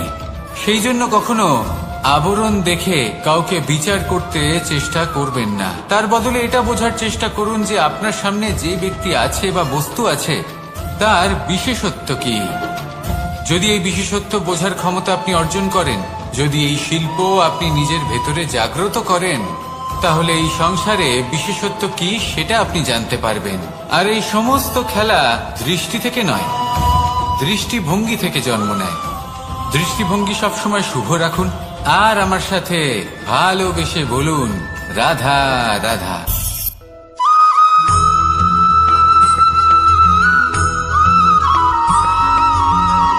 পুরুষার্থ। শাস্ত্রে 4 ধরনের পুরুষার্থের কথা বলা হয়েছে। প্রথম হলো ধর্ম। আপনি কি জানেন এই ধর্ম আসলে কি? আপনার কি মনে হয় ধর্ম আসলে কি? কোনো বিশেষ ঈশ্বরকে মানাই কি ধর্ম বলা হয়? নাকি কোনো বিশেষ রীতি পালন করাই হলো ধর্ম? নাকি কোনো বিশেষ সাহিত্যকে সর্বশ্রেষ্ঠ মনে করাই হলো ধর্ম? না, ধর্ম হলো সেটা যাকে ধারণ করা যেতে পারে। আর ধারণ শুধু সেটাই করা যায় যা পবিত্র। পবিত্র শুধু তাকেই বলা হয় যা নিঃস্বার্থ, যার মধ্যে শাসন করার কোনো ইচ্ছে নেই, যা সরলভাবেই প্রবাহমান, জল এবং বায়ুর মতো। যখন কোনো ব্যক্তি ধর্মকে ধারণ করেন এবং সেই ধর্ম সেই ব্যক্তিকে রক্ষা করে, তখন তাকে ধর্ম বলা হয়। ধর্ম যা রক্ষা করে অহংকার থেকে, খারাপ চিন্তার হাত থেকে। সেই জন্য পুরুষার্থ গড়ে তোলার আগে, ধর্ম পালন করার আগে ধর্মের প্রকৃত অর্থ কি সেটা বুঝে নিন। এটা জেনে রাখুন যে সমস্ত ধর্মের আধার, সমস্ত ধর্মের ভিত শুধুমাত্র ভালোবাসা। আসুন আর এই ভালোবাসার সাথেই বলুন, রাধা রাধা।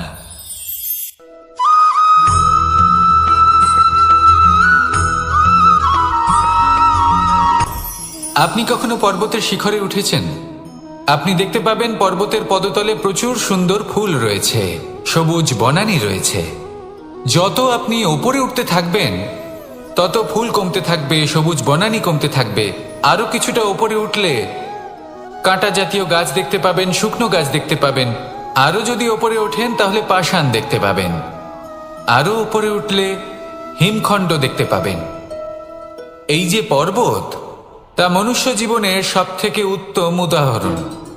মানুষ যখন সাফল্যের শিখরে পৌঁছতে চান, মহানুভবতার শিখরে পৌঁছতে চান, পথে যত আস্তে আস্তে উপরে উঠতে থাকেন, ততই ভৌতিক বস্তু তার থেকে বিচ্ছিন্ন হতে থাকে। যদি তিনি সেই ভৌতিক বস্তুগুলি ত্যাগ না করতে পারেন, তাহলে কখনোই সেই স্থানে পৌঁছতে পারবেন না। আর মানুষ যদি উচিত ত্যাগ করতে পারেন, পথে অগ্রসর হতে থাকেন, এগোতে থাকেন, তাহলে একদিন না একদিন তিনি মহানুভবতার, জ্ঞানের, সাফল্যের হিমের স্বাদ অবশ্যই লাভ করবেন। মনে রাখবেন, মানব জীবনে ত্যাগ হলো অত্যন্ত গুরুত্বপূর্ণ অংশ। আসুন আমার সাথে ভালোবেসে বলুন, রাধা রাধা।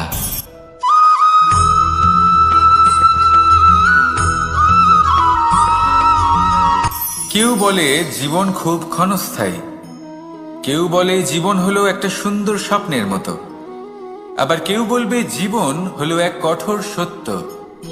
কিন্তু জীবন আসলে কি? জীবন হলো আপনারই প্রতিবিম্ব, একটা দর্পণ। অর্থাৎ আপনি জীবনকে সেইভাবেই পাবেন যেরকম আপনি নিজেকে প্রতিপন্ন করবেন। যদি আপনি দর্পণের দিকে তাকিয়ে হাসেন, তাহলে আপনি সামনে হাসিমুখী দেখতে পাবেন। এবার যদি আপনি গম্ভীর হয়ে থাকেন, তাহলে আপনি একজন রুষ্ট ব্যক্তি দেখতে পাবেন। শেষে সবথেকে বেশি গুরুত্বপূর্ণ হলো আপনার চেষ্টা। আপনাকে সবসময় চেষ্টা করতে হবে যাতে আপনি নিজেকে প্রসন্ন এবং ইতিবাচক মনোভাবে রাখেন। এটা হলো আপনারই উত্তরদায়িত্ব, তাকে পালন করুন। এই মনকে প্রসন্ন রাখুন, এই সংসারকে সুন্দর বলে মনে হবে। আর এই মন প্রসন্ন হয়ে বলবে, রাধা রাধা।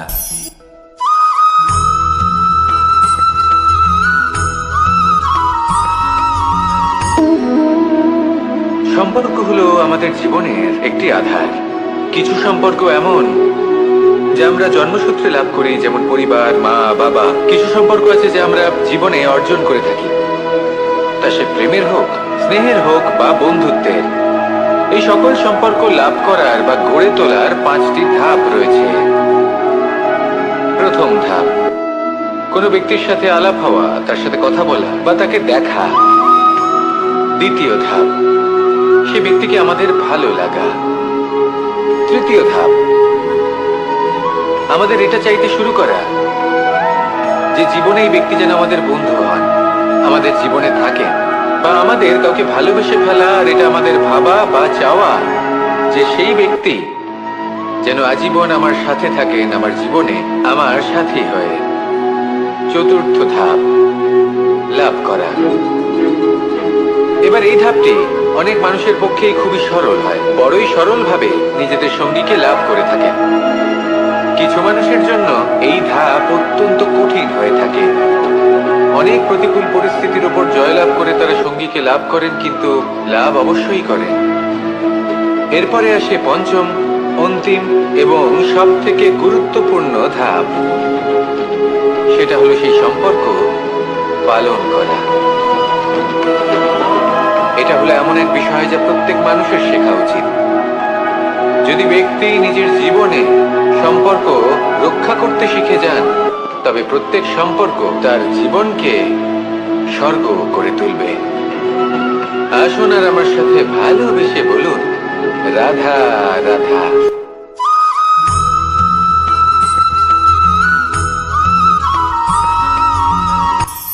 কখনো কোনো বাগানের কোনো বৃক্ষকে দেখেছেন যেখানে সুগন্ধি ফুল থাকে, রসালো ফল থাকে? তখন মন প্রফুল্ল হয়ে ওঠে, মন থেকে সেই বৃক্ষের প্রতি ভালোবাসা জন্মায়।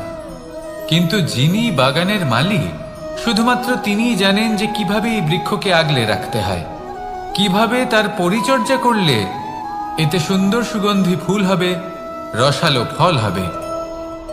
কখনো কখনো প্রয়োজনের থেকে বেশি রোদ পেলে এই বৃক্ষগুলি শুকিয়ে যায়, প্রয়োজনের থেকে কম রোদ পেলেও এই বৃক্ষ কিন্তু শুকিয়ে যায়। প্রয়োজনের থেকে কম জল যদি পায়, এই বৃক্ষ শুকিয়ে যেতে পারে। প্রয়োজনের থেকে অতিরিক্ত জল যদি পায়, তখনও এই বৃক্ষের শিকড়গুলি নষ্ট হয়ে যেতে পারে। এবার এটাই কিন্তু আমাদের সংসারের সাথেও হয়। আমাদের সংসারের সকল প্রতিভাশালী ব্যক্তি, যেমন লেখক, বিচারক, প্রবক্তা, যোদ্ধা, এদের সবার ক্ষেত্রে এই কথাটাই প্রযোজ্য। যদি বেশি প্রশংসা করা হয়, তাহলেও এরা হারিয়ে যাবেন। প্রয়োজনের থেকে বেশি যদি নিন্দা করা হয়, তখনও তারা নত হয়ে পড়বেন।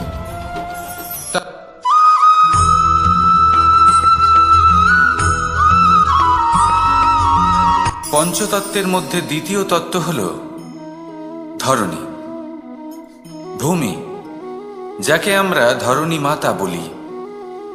এই ধরণী ধৈর্য ধারণ করে, আর এর ওপরেই আমাদের সমগ্র সংসার নির্ভরশীল। কারণ এই ভূমি সহ্য ক্ষমতা রাখে, এর সহ্য ক্ষমতা হলো অপরিসীম। সন্তান যতই আঘাত প্রদান করুক না কেন, প্রেম পূর্বক সহ্য করে, আর তার বদলে অমূল্য রত্ন প্রদান করে। সন্তান যদি হাল চালায় তাহলে তার বদলে তাকে অন্ন প্রদান করে। এটাই হলো ধরনী। এবার এর থেকে আমরা কি শিক্ষা পেতে পারি? এটাই যে কারোর জন্য কিছু করা বা কাউকে কিছু দেওয়া মনে কোনো কামনা ছাড়াই। আর এই কথাটা বুঝে যান, যদি কারোর জন্য কামনা না রেখে বা কোনো পাওয়ার আশা না রেখে কারোর জন্য কিছু করেন বা কারোকে কিছু দেন, যদি এটা আপনি শিখতে পারেন তবে আপনি ভালোবাসতে শিখে গেছেন। আর সেই জন্যই এই ধরিত্রীকে মাতা বলা হয়। কারণ মাতা শুধু উনি নন যিনি গর্ভে সন্তানকে ধারণ করেন, মাতা তো উনিও যিনি জীবন বাঁচতে শেখান, যিনি জীবন বাঁচার উদাহরণ প্রদান করেন। তাহলে ধরনীর থেকে এই নিঃস্বার্থ ভাব শিখুন, নিঃস্বার্থ ভালোবাসা শিখুন, আর এই ভালোবাসার সাথেই বলুন রাধা রাধা।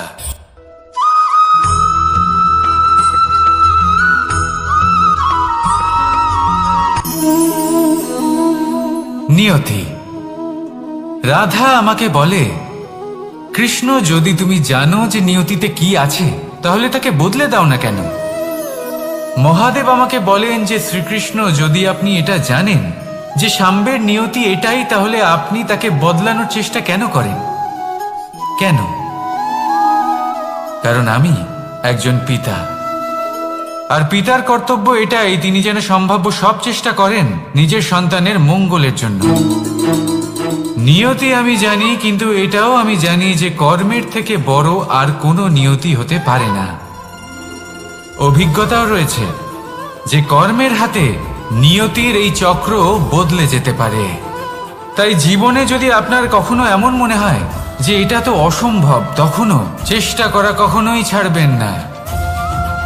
কে বলতে পারে আপনারই কর্মের কোনো এক বীজ হয়তো নিয়তির চাকায় আটকে গেল আর নিয়তিকে নিজের পথ পাল্টাতে হলো, ঠিক কিনা? সেই জন্য নিয়তিকে ভাগ্য মেনে নিয়ে চুপ করে বসে থাকবেন না। নিজের নিয়তি স্বয়ং নিজের কর্মের দ্বারা নির্ধারিত করুন, কারণ আপনার এই কর্মের ওপরেই আপনার অধিকার রয়েছে। আর এই অধিকারকে নিয়তি অনেক সময় সম্মানও করে।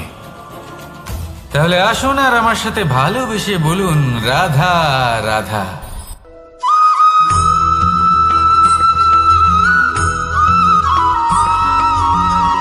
মানুষ ভাবেন যে ধন অর্জন করা হলো অত্যন্ত গুরুত্বপূর্ণ।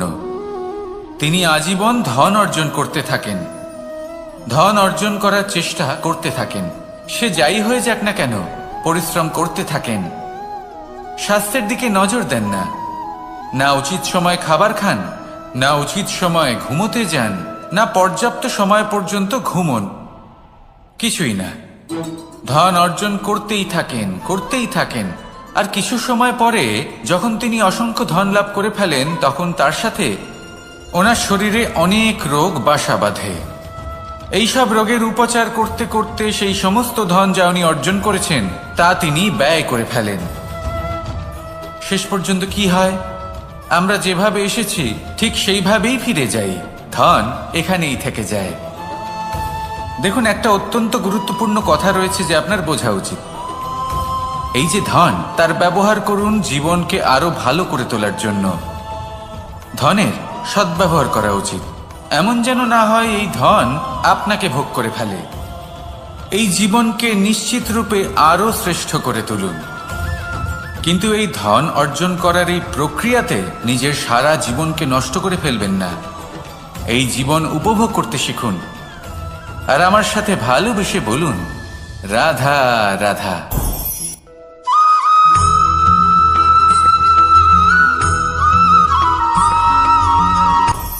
আপনি কখনো পর্বতের শিখরে উঠেছেন? আপনি দেখতে পাবেন পর্বতের পদতলে প্রচুর সুন্দর ফুল রয়েছে, সবুজ বনানী রয়েছে। যত আপনি ওপরে উঠতে থাকবেন তত ফুল কমতে থাকবে, সবুজ বনানী কমতে থাকবে। আরো কিছুটা ওপরে উঠলে কাঁটা জাতীয় গাছ দেখতে পাবেন, শুকনো গাছ দেখতে পাবেন। আরো যদি ওপরে ওঠেন তাহলে পাষাণ দেখতে পাবেন। আরো ওপরে উঠলে হিমখণ্ড দেখতে পাবেন। এই যে পর্বত, তা মনুষ্য জীবনের সবথেকে উত্তম উদাহরণ।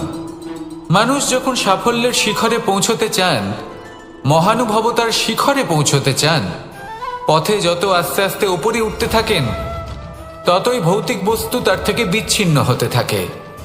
যদি তিনি সেই ভৌতিক বস্তুগুলি ত্যাগ না করতে পারেন, তাহলে কখনোই সেই স্থানে পৌঁছতে পারবেন না। আর মানুষ যদি উচিত ত্যাগ করতে পারেন, পথে অগ্রসর হতে থাকেন, এগোতে থাকেন, তাহলে একদিন না একদিন তিনি মহানুভবতার, জ্ঞানের, সাফল্যের হিমের স্বাদ অবশ্যই লাভ করবেন। মনে রাখবেন, মানব জীবনে ত্যাগ হলো অত্যন্ত গুরুত্বপূর্ণ অংশ। আসুন আমার সাথে ভালোবেসে বলুন, রাধা রাধা।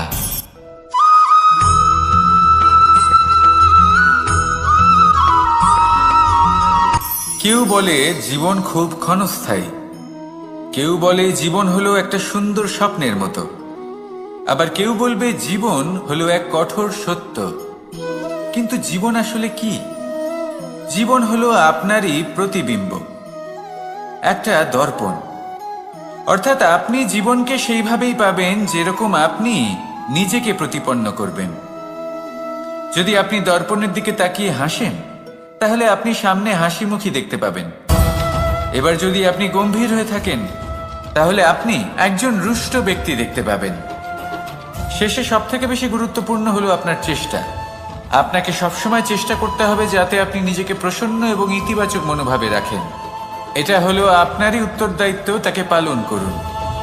এই মনকে প্রসন্ন রাখুন, এই সংসারকে সুন্দর বলে মনে হবে। আর এই মন প্রসন্ন হয়ে বলবে, রাধা রাধা।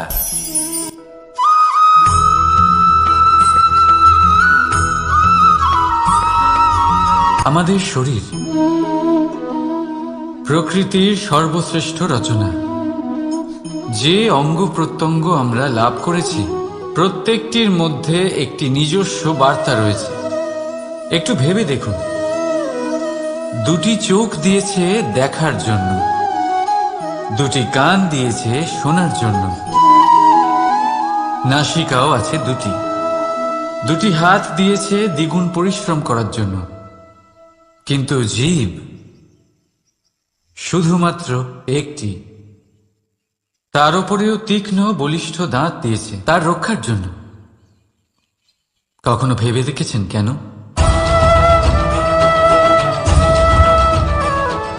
কারণ শব্দ আর শব্দের প্রয়োগ মানুষের সবচেয়ে বড় অস্ত্র, যার প্রয়োগ যত ভেবেচিন্তে করা যায়, মানুষ তার জীবনে ততটাই উপরে উঠতে পারে। তাহলে মনে রাখুন, দেখুন, শুনুন আর বুঝুন বেশি, বলুন কম। রাধা রাধা।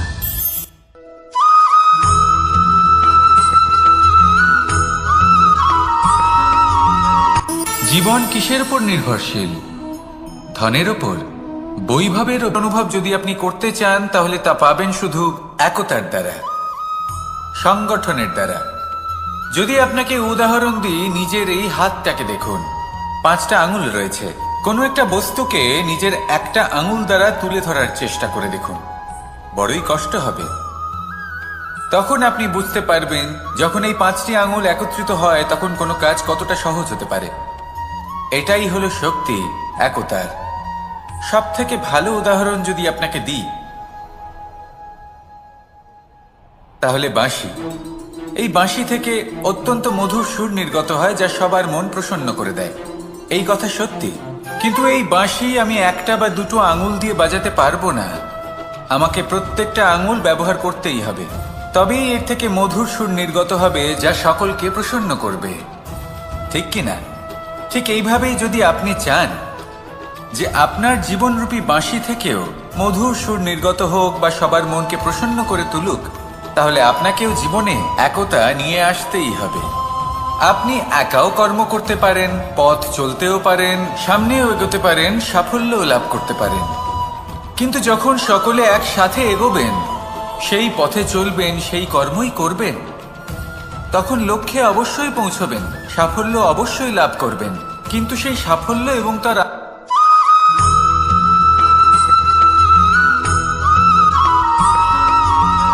এই সংসারে সবথেকে বেশি কোমল বস্তু হলো রেশম। এই রেশম এতটাই কোমল হয় যে এর পুরো একটা থান শুধুমাত্র একটা হাতে ধরা সম্ভব। কখনো ভেবে দেখেছেন এই রেশম কিভাবে হয়? একটি কীট তার লালার দ্বারা উৎপন্ন হয়। এই কীট সেই রেশমকে পাক দিতে থাকে, পাক দিতেই থাকে আর আস্তে আস্তে তার মধ্যেই জড়িয়ে পড়ে। শেষে ওর এই সুন্দর অমূল্য সৃষ্টি রেশমের এই সুতো তার নির্মাণ কার্য পূর্ণ হয়, কিন্তু তাতেই ও নিজে বন্দী হয়ে যায়। নিজেরই মায়াজালের এই বন্দী গৃহে নিজেই ফেঁসে যায়। এবার এই সুতোকে ব্যবহারযোগ্য করে তোলার জন্য এই কীটগুলিকে এই কবচের সাথেই ফুটন্ত জলে ফেলে দেওয়া হয়। এই সংসারে যদি আমাদের স্বপ্ন এই সংসারের দুঃখ হরণ করার জন্য, এই সংসারে সুখ বিতরণ করার জন্য হয়, তবেই আমাদের প্রগতি সম্ভব। যদি আমাদের এই স্বপ্ন শুধুই আমাদের এবং আমাদের স্বার্থ সিদ্ধির জন্য হয়, তাহলে এই স্বপ্ন আমাদের অন্ধ করে দেবে, আমাদের অন্ধকারের পথে নিয়ে যাবে, আর আমরাও সেই কীটের মতো হয়ে যাব। নিজেদেরই মায়াজালে আমরা নিজেই ফেঁসে যাব, আর শেষে আমরা যদি কিছু লাভ করি তা হবে একাকিত্ব, অন্ধকারময় মৃত্যু। তাই স্বপ্ন অবশ্যই দেখুন, কিন্তু এমনভাবে স্বপ্ন দেখবেন না যে তার এই বন্দিগৃহে আপনি নিজেই ফেঁসে গেলেন। স্বপ্ন দেখুন পরোপকারে।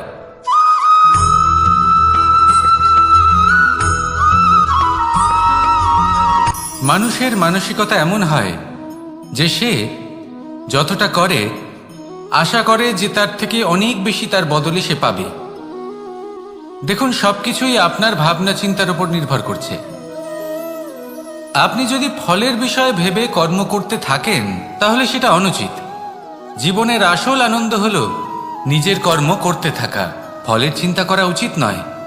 যদি আপনি এরকম ভাবেন যে আমি এতটা করছি, আমার এতটা পাওয়া উচিত, সেই ভাবনা অনুচিত।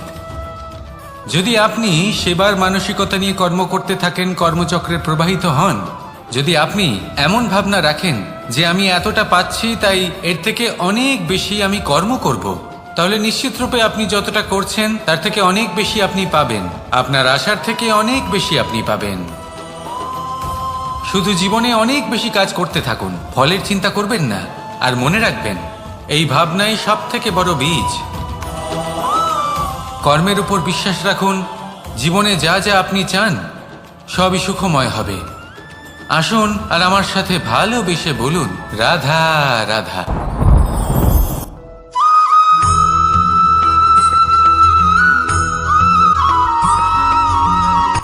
সূচের শেষে একটি ছিদ্র থাকে যার দ্বারা আমরা এই সুতো পরাতে পারি, আর তারপর সূচের সাহায্যে এই সুতো দিয়ে বস্ত্র সেলাই করা যায়। কিন্তু যদি সুতোটা সোজা করে ধরা না হয় তাহলে সূচে কখনো এই সুতো পরানোই সম্ভব নয়।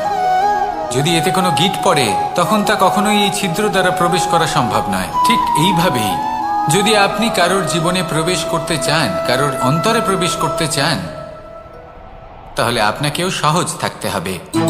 এতে কোনো গিঁট থাকলে চলবে না, অর্থাৎ মনে যাতে কোনো মালিন্য না থাকে, যেন কোনো কুচিন্তা না থাকে। যদি এসব থাকে তাহলে আপনি কখনো কারোর জীবনে প্রবেশ করতে পারবেন না। আর যদি কোনোভাবে আপনি প্রবেশ করেও যান তাহলে তার মনে ঘর করতে পারবেন না।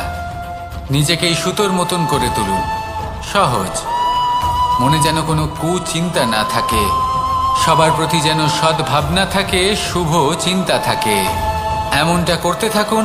এমন একটা দিন আসবে যেদিন এই সমস্ত সংসারের ব্যক্তির মনে আপনি বাস করবেন, আর তখন এই মন প্রসন্ন হয়ে বলবে, রাধা রাধা।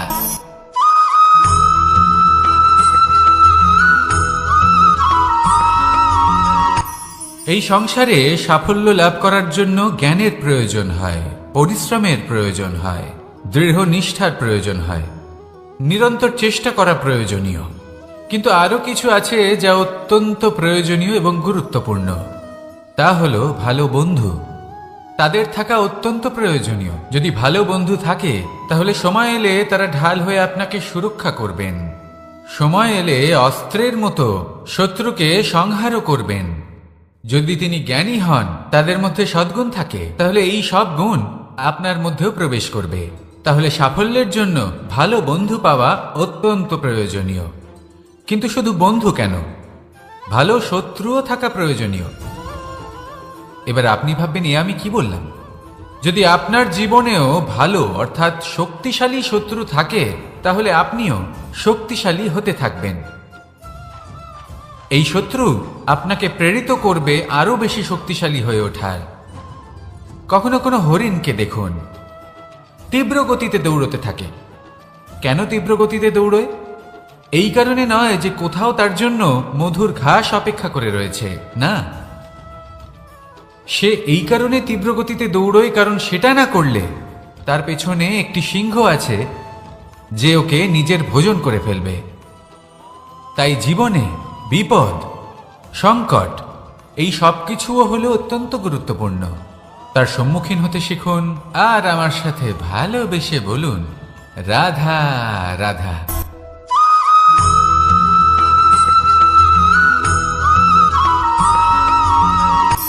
শক্তি শক্তি অর্জন করা এতটা কঠিন নয় যতটা শক্তি লাভ করার পরে সেই শক্তি সামলানো কঠিন হয়। কারণ যেই মানুষ শক্তি লাভ করে তার মনে গর্ববোধ জন্মায়, জন্মায় অহংকার, জন্মায় জেদ। তাই শক্তি প্রাপ্ত করার সাথে বিনম্র থাকাও অত্যন্ত আবশ্যক। আর এটা আমাদের শেখা উচিত বৃক্ষের থেকে। বৃক্ষ যা আমাদের ফল দেয়, বৃক্ষ যা যত ফল দেয় ততটাই ঝুঁকে যায়। আমরা পাথর মারি ওই বৃক্ষের থেকে ফল প্রাপ্ত করার জন্য। সেই পাথরের মার সহ্য করেও বৃক্ষ আমাদের ফল দেয়। কোনো গর্ববোধ নেই, কোনো অহংকার বোধ নেই। আর সেই জন্য এই বৃক্ষের পুজো করা হয়। এটাই হলো মাহাত্ম্য শক্তির সাথে বিনম্রতার। যদি এই শক্তি সৃজন করে থাকে, সাহায্য করে থাকে, সম্বল হয়ে থাকে, তবেই সেই শক্তি উপযুক্ত। আর নয়তো সেই শক্তি একদিন আপনাকে আসক্ত অবশ্যই করবে। তাহলে শক্তি অবশ্যই অর্জন করুন, কিন্তু তার সাথে সেই শক্তি সামলানোর মতো বিবেকও আপনাকে অবশ্যই জাগ্রত করতে হবে। তাহলে আসুন আমার সাথে ভালোবেসে বলুন, রাধা রাধা।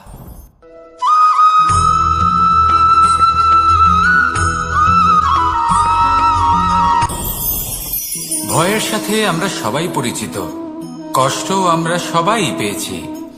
কখনো কখনো আমরা অসুস্থ হয়ে পড়ি, আর এমন সময় হলে মাতার মমতা, কখনো বাবার স্নেহ, কখনো বন্ধুদের পাশে থাকার অনুভূতি আমাদের রোগ নিরাময়ে সাহায্য করে। কখনো যদি আমরা নিরাশ হয়ে পড়ি, তখন যদি আমাদের কোনো আপনজন আমাদের দুটো ভালো কথা বলে, তখন আমাদের মনোবল বেড়ে যায়। ঠিক তেমন সংসারের এই রঙ্গমঞ্চে যদি আপনি পীড়িত অনুভব করেন, কিছু শুভ কথা আলোচনা করুন, কিছু স্তুতি গান করুন, কিছু মুহূর্তের জন্য হলেও নিজের ইষ্টদেবের কথা স্মরণ করুন আর প্রার্থনা করুন। সাহস বাড়বে, শক্তিও বৃদ্ধি পাবে এবং সামনে এগিয়ে চলার পথও দেখতে পাবেন। তখন এই মন প্রসন্ন হয়ে বলবে, রাধা রাধা।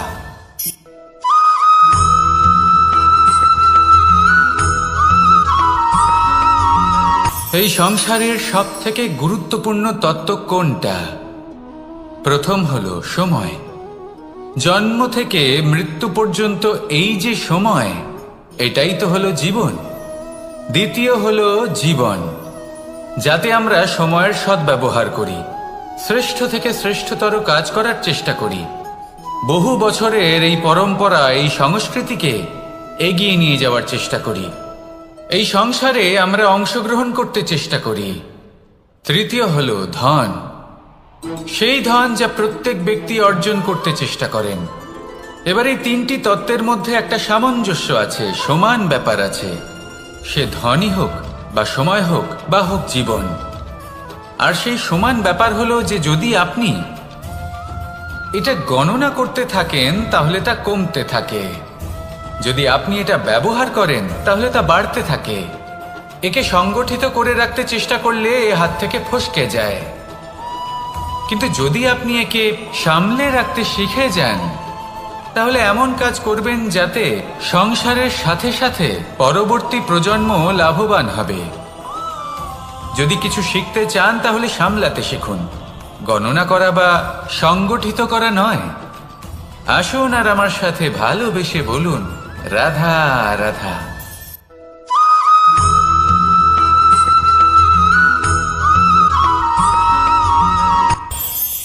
এই সংসারে আমরা প্রকাশ কোথা থেকে পাই? এর উত্তর বড়ই সরল।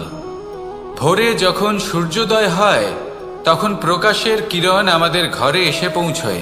এইভাবেই আমরা প্রকাশ লাভ করি।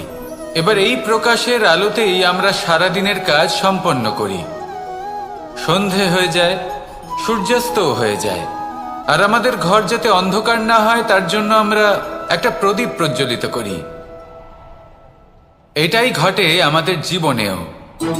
এবার প্রবাহমান আয়ুর সাথে আমরা আমাদের অন্তরে যদি একটা প্রদীপ প্রজ্বলিত করে নিই, তাহলে বিষয়টাই অন্যরকম হবে। এবার আপনি বলবেন, কোন প্রকাশের কথা বলছি যা আমাদের অন্তরে জাগ্রত করা সম্ভব? আমাদের আত্মার মাঝে প্রেমের প্রকাশ জাগ্রত করার কথা বলছি। কারণ আমাদের এই জীবন এও হলো দিনের আলোর মতো। আজ প্রকাশ আছে, কিন্তু কোনোদিন অবশ্যই অস্ত হবে। কিন্তু অস্ত হবার আগে যদি আমরা আমাদের আত্মার মাঝে প্রেমের এই প্রকাশ উজ্জ্বলিত করে নিই, তাহলে আমাদের সন্ধ্যাকালও আমরা আনন্দে এবং প্রেমে যাপন করব। তাহলে আসুন আর আমার সাথে ভালোবেসে বলুন, রাধা রাধা।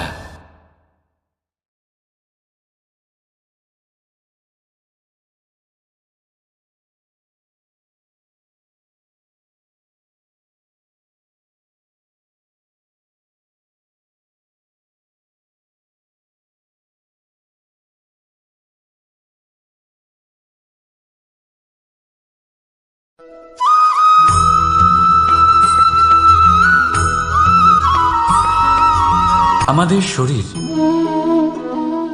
প্রকৃতির সর্বশ্রেষ্ঠ রচনা। যে অঙ্গ প্রত্যঙ্গ আমরা লাভ করেছি, প্রত্যেকটির মধ্যে একটি নিজস্ব বার্তা রয়েছে। একটু ভেবে দেখুন, দুটি চোখ দিয়েছে দেখার জন্য, দুটি কান দিয়েছে শোনার জন্য, নাসিকাও আছে দুটি, দুটি হাত দিয়েছে দ্বিগুণ পরিশ্রম করার জন্য। কিন্তু জীব শুধুমাত্র একটি। তার উপরেও তীক্ষ্ণ বলিষ্ঠ দাঁত দিয়েছে তার রক্ষার জন্য। কখনো ভেবে দেখেছেন কেন?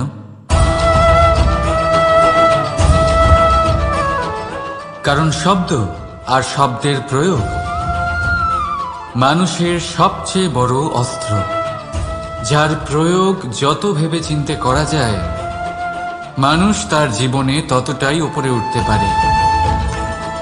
তাহলে মনে রাখুন, দেখুন, শুনুন আর বুঝুন বেশি, বলুন কম।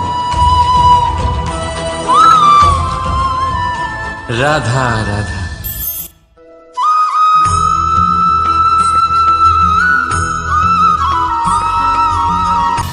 সময়, জীবন, কাল। দেখতে গেলে এই তিনটি শব্দ একটি শব্দেরই সমার্থক শব্দ মনে হয়, কিন্তু এই শব্দগুলির অর্থ কি সমান? কখনোই নয়। হ্যাঁ, এই সময় চলতে থাকে, জীবন চলতে থাকে, কালচক্র চলতে থাকে। এই সময় কেটে যায়, কিন্তু এই জীবন একে যাপন করতে হয়। কি বলেন? এই জীবনে কিছু করুন বা কিছু না করুন, জীবন এমনি কেটে যাবে, আপনি জানতেও পারবেন না। কিন্তু সেটা আমাদের উদ্দেশ্য নয়, একে যাপন করতে হবে। এই জীবনে প্রেরণা পেতে শিখুন, প্রেরণা দিতে শিখুন, আহ্বান গ্রহণ করতে শিখুন, আহ্বান জানাতে শিখুন, মহান কাজ করতে শিখুন, ধন্যাত্মক বোধ জাগিয়ে তুলুন। জীবন অতিবাহিত করার অর্থ কি তা আপনি শিখে যাবেন। কারণ সময় কেটে যায়, সমস্ত যুগ কেটে যায়, কিন্তু জীবনের রীতি জীবন কাটিয়ে দেওয়া নয়, জীবন যাপন করা। এই জীবন সম্পূর্ণরূপে অনুভব করতে হবে, নতুন পথ বানাতে হবে। এবারে যদি এই জীবন বাঁচার সময় একবার ভেবে দেখুন, যদি মনে প্রেম থাকে, সদ্ভাবনা থাকে, তাহলে কি হবে? এই জীবনকে বাঁচার অনুভূতিটাই অন্যরকম হয়ে যাবে, একটা আনন্দময় অনুভূতি লাভ করবেন। তাহলে এটাই করুন আর আমার সাথে ভালোবেসে বলুন, রাধা রাধা।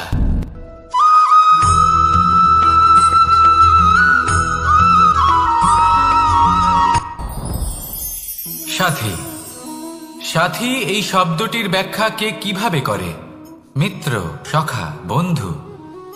কিন্তু অর্থ একটাই, তিনি যিনি আপনার সঙ্গী হন আর তিনি যার সাথী আপনি হন। এবার সব থেকে বড় প্রশ্ন হলো এটাই যে তিনি কে হতে পারেন যাকে আপনি আপনার সাথী বলে মেনে নিতে পারেন, নিজের সখা, নিজের মিত্র, নিজের বন্ধু মেনে নিতে পারেন।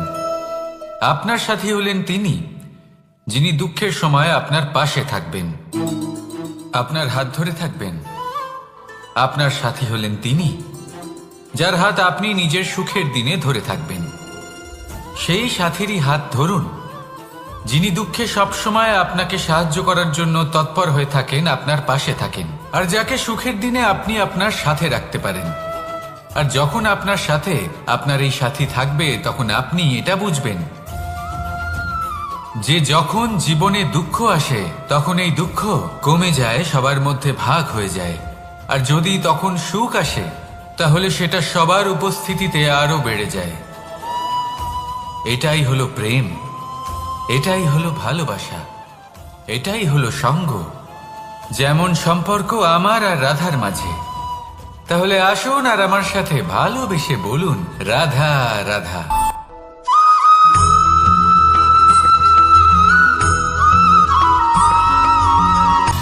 সময়, জীবন, কাল। দেখতে গেলে এই তিনটি শব্দ একটি শব্দেরই সমার্থক শব্দ মনে হয়, কিন্তু এই শব্দগুলির অর্থ কি সমান? কখনোই নয়। হ্যাঁ, এই সময় চলতে থাকে, জীবন চলতে থাকে, কালচক্র চলতে থাকে। এই সময় কেটে যায়, কিন্তু এই জীবন একে যাপন করতে হয়। কি বলেন? এই জীবনে কিছু করুন বা কিছু না করুন, জীবন এমনি কেটে যাবে, আপনি জানতেও পারবেন না।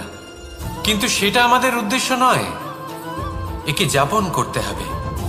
এই জীবনে প্রেরণা পেতে শিখুন, প্রেরণা দিতে শিখুন, আহ্বান গ্রহণ করতে শিখুন, আহ্বান জানাতে শিখুন, মহান কাজ করতে শিখুন, ধন্যাত্মক বোধ জাগিয়ে তুলুন।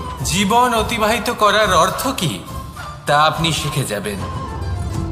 কারণ সময় কেটে যায়, সমস্ত যুগ কেটে যায়, কিন্তু জীবনের রীতি জীবন কাটিয়ে দেওয়া নয়, জীবন যাপন করা। এই জীবন সম্পূর্ণরূপে অনুভব করতে হবে, নতুন পথ বানাতে হবে। এবারে যদি এই জীবন বাঁচার সময় একবার ভেবে দেখুন, যদি মনে প্রেম থাকে, সদ্ভাবনা থাকে, তাহলে কি হবে? এই জীবনকে বাঁচার অনুভূতিটাই অন্যরকম হয়ে যাবে, একটা আনন্দময় অনুভূতি লাভ করবেন। তাহলে এটাই করুন আর আমার সাথে ভালোবেসে বলুন, রাধা রাধা।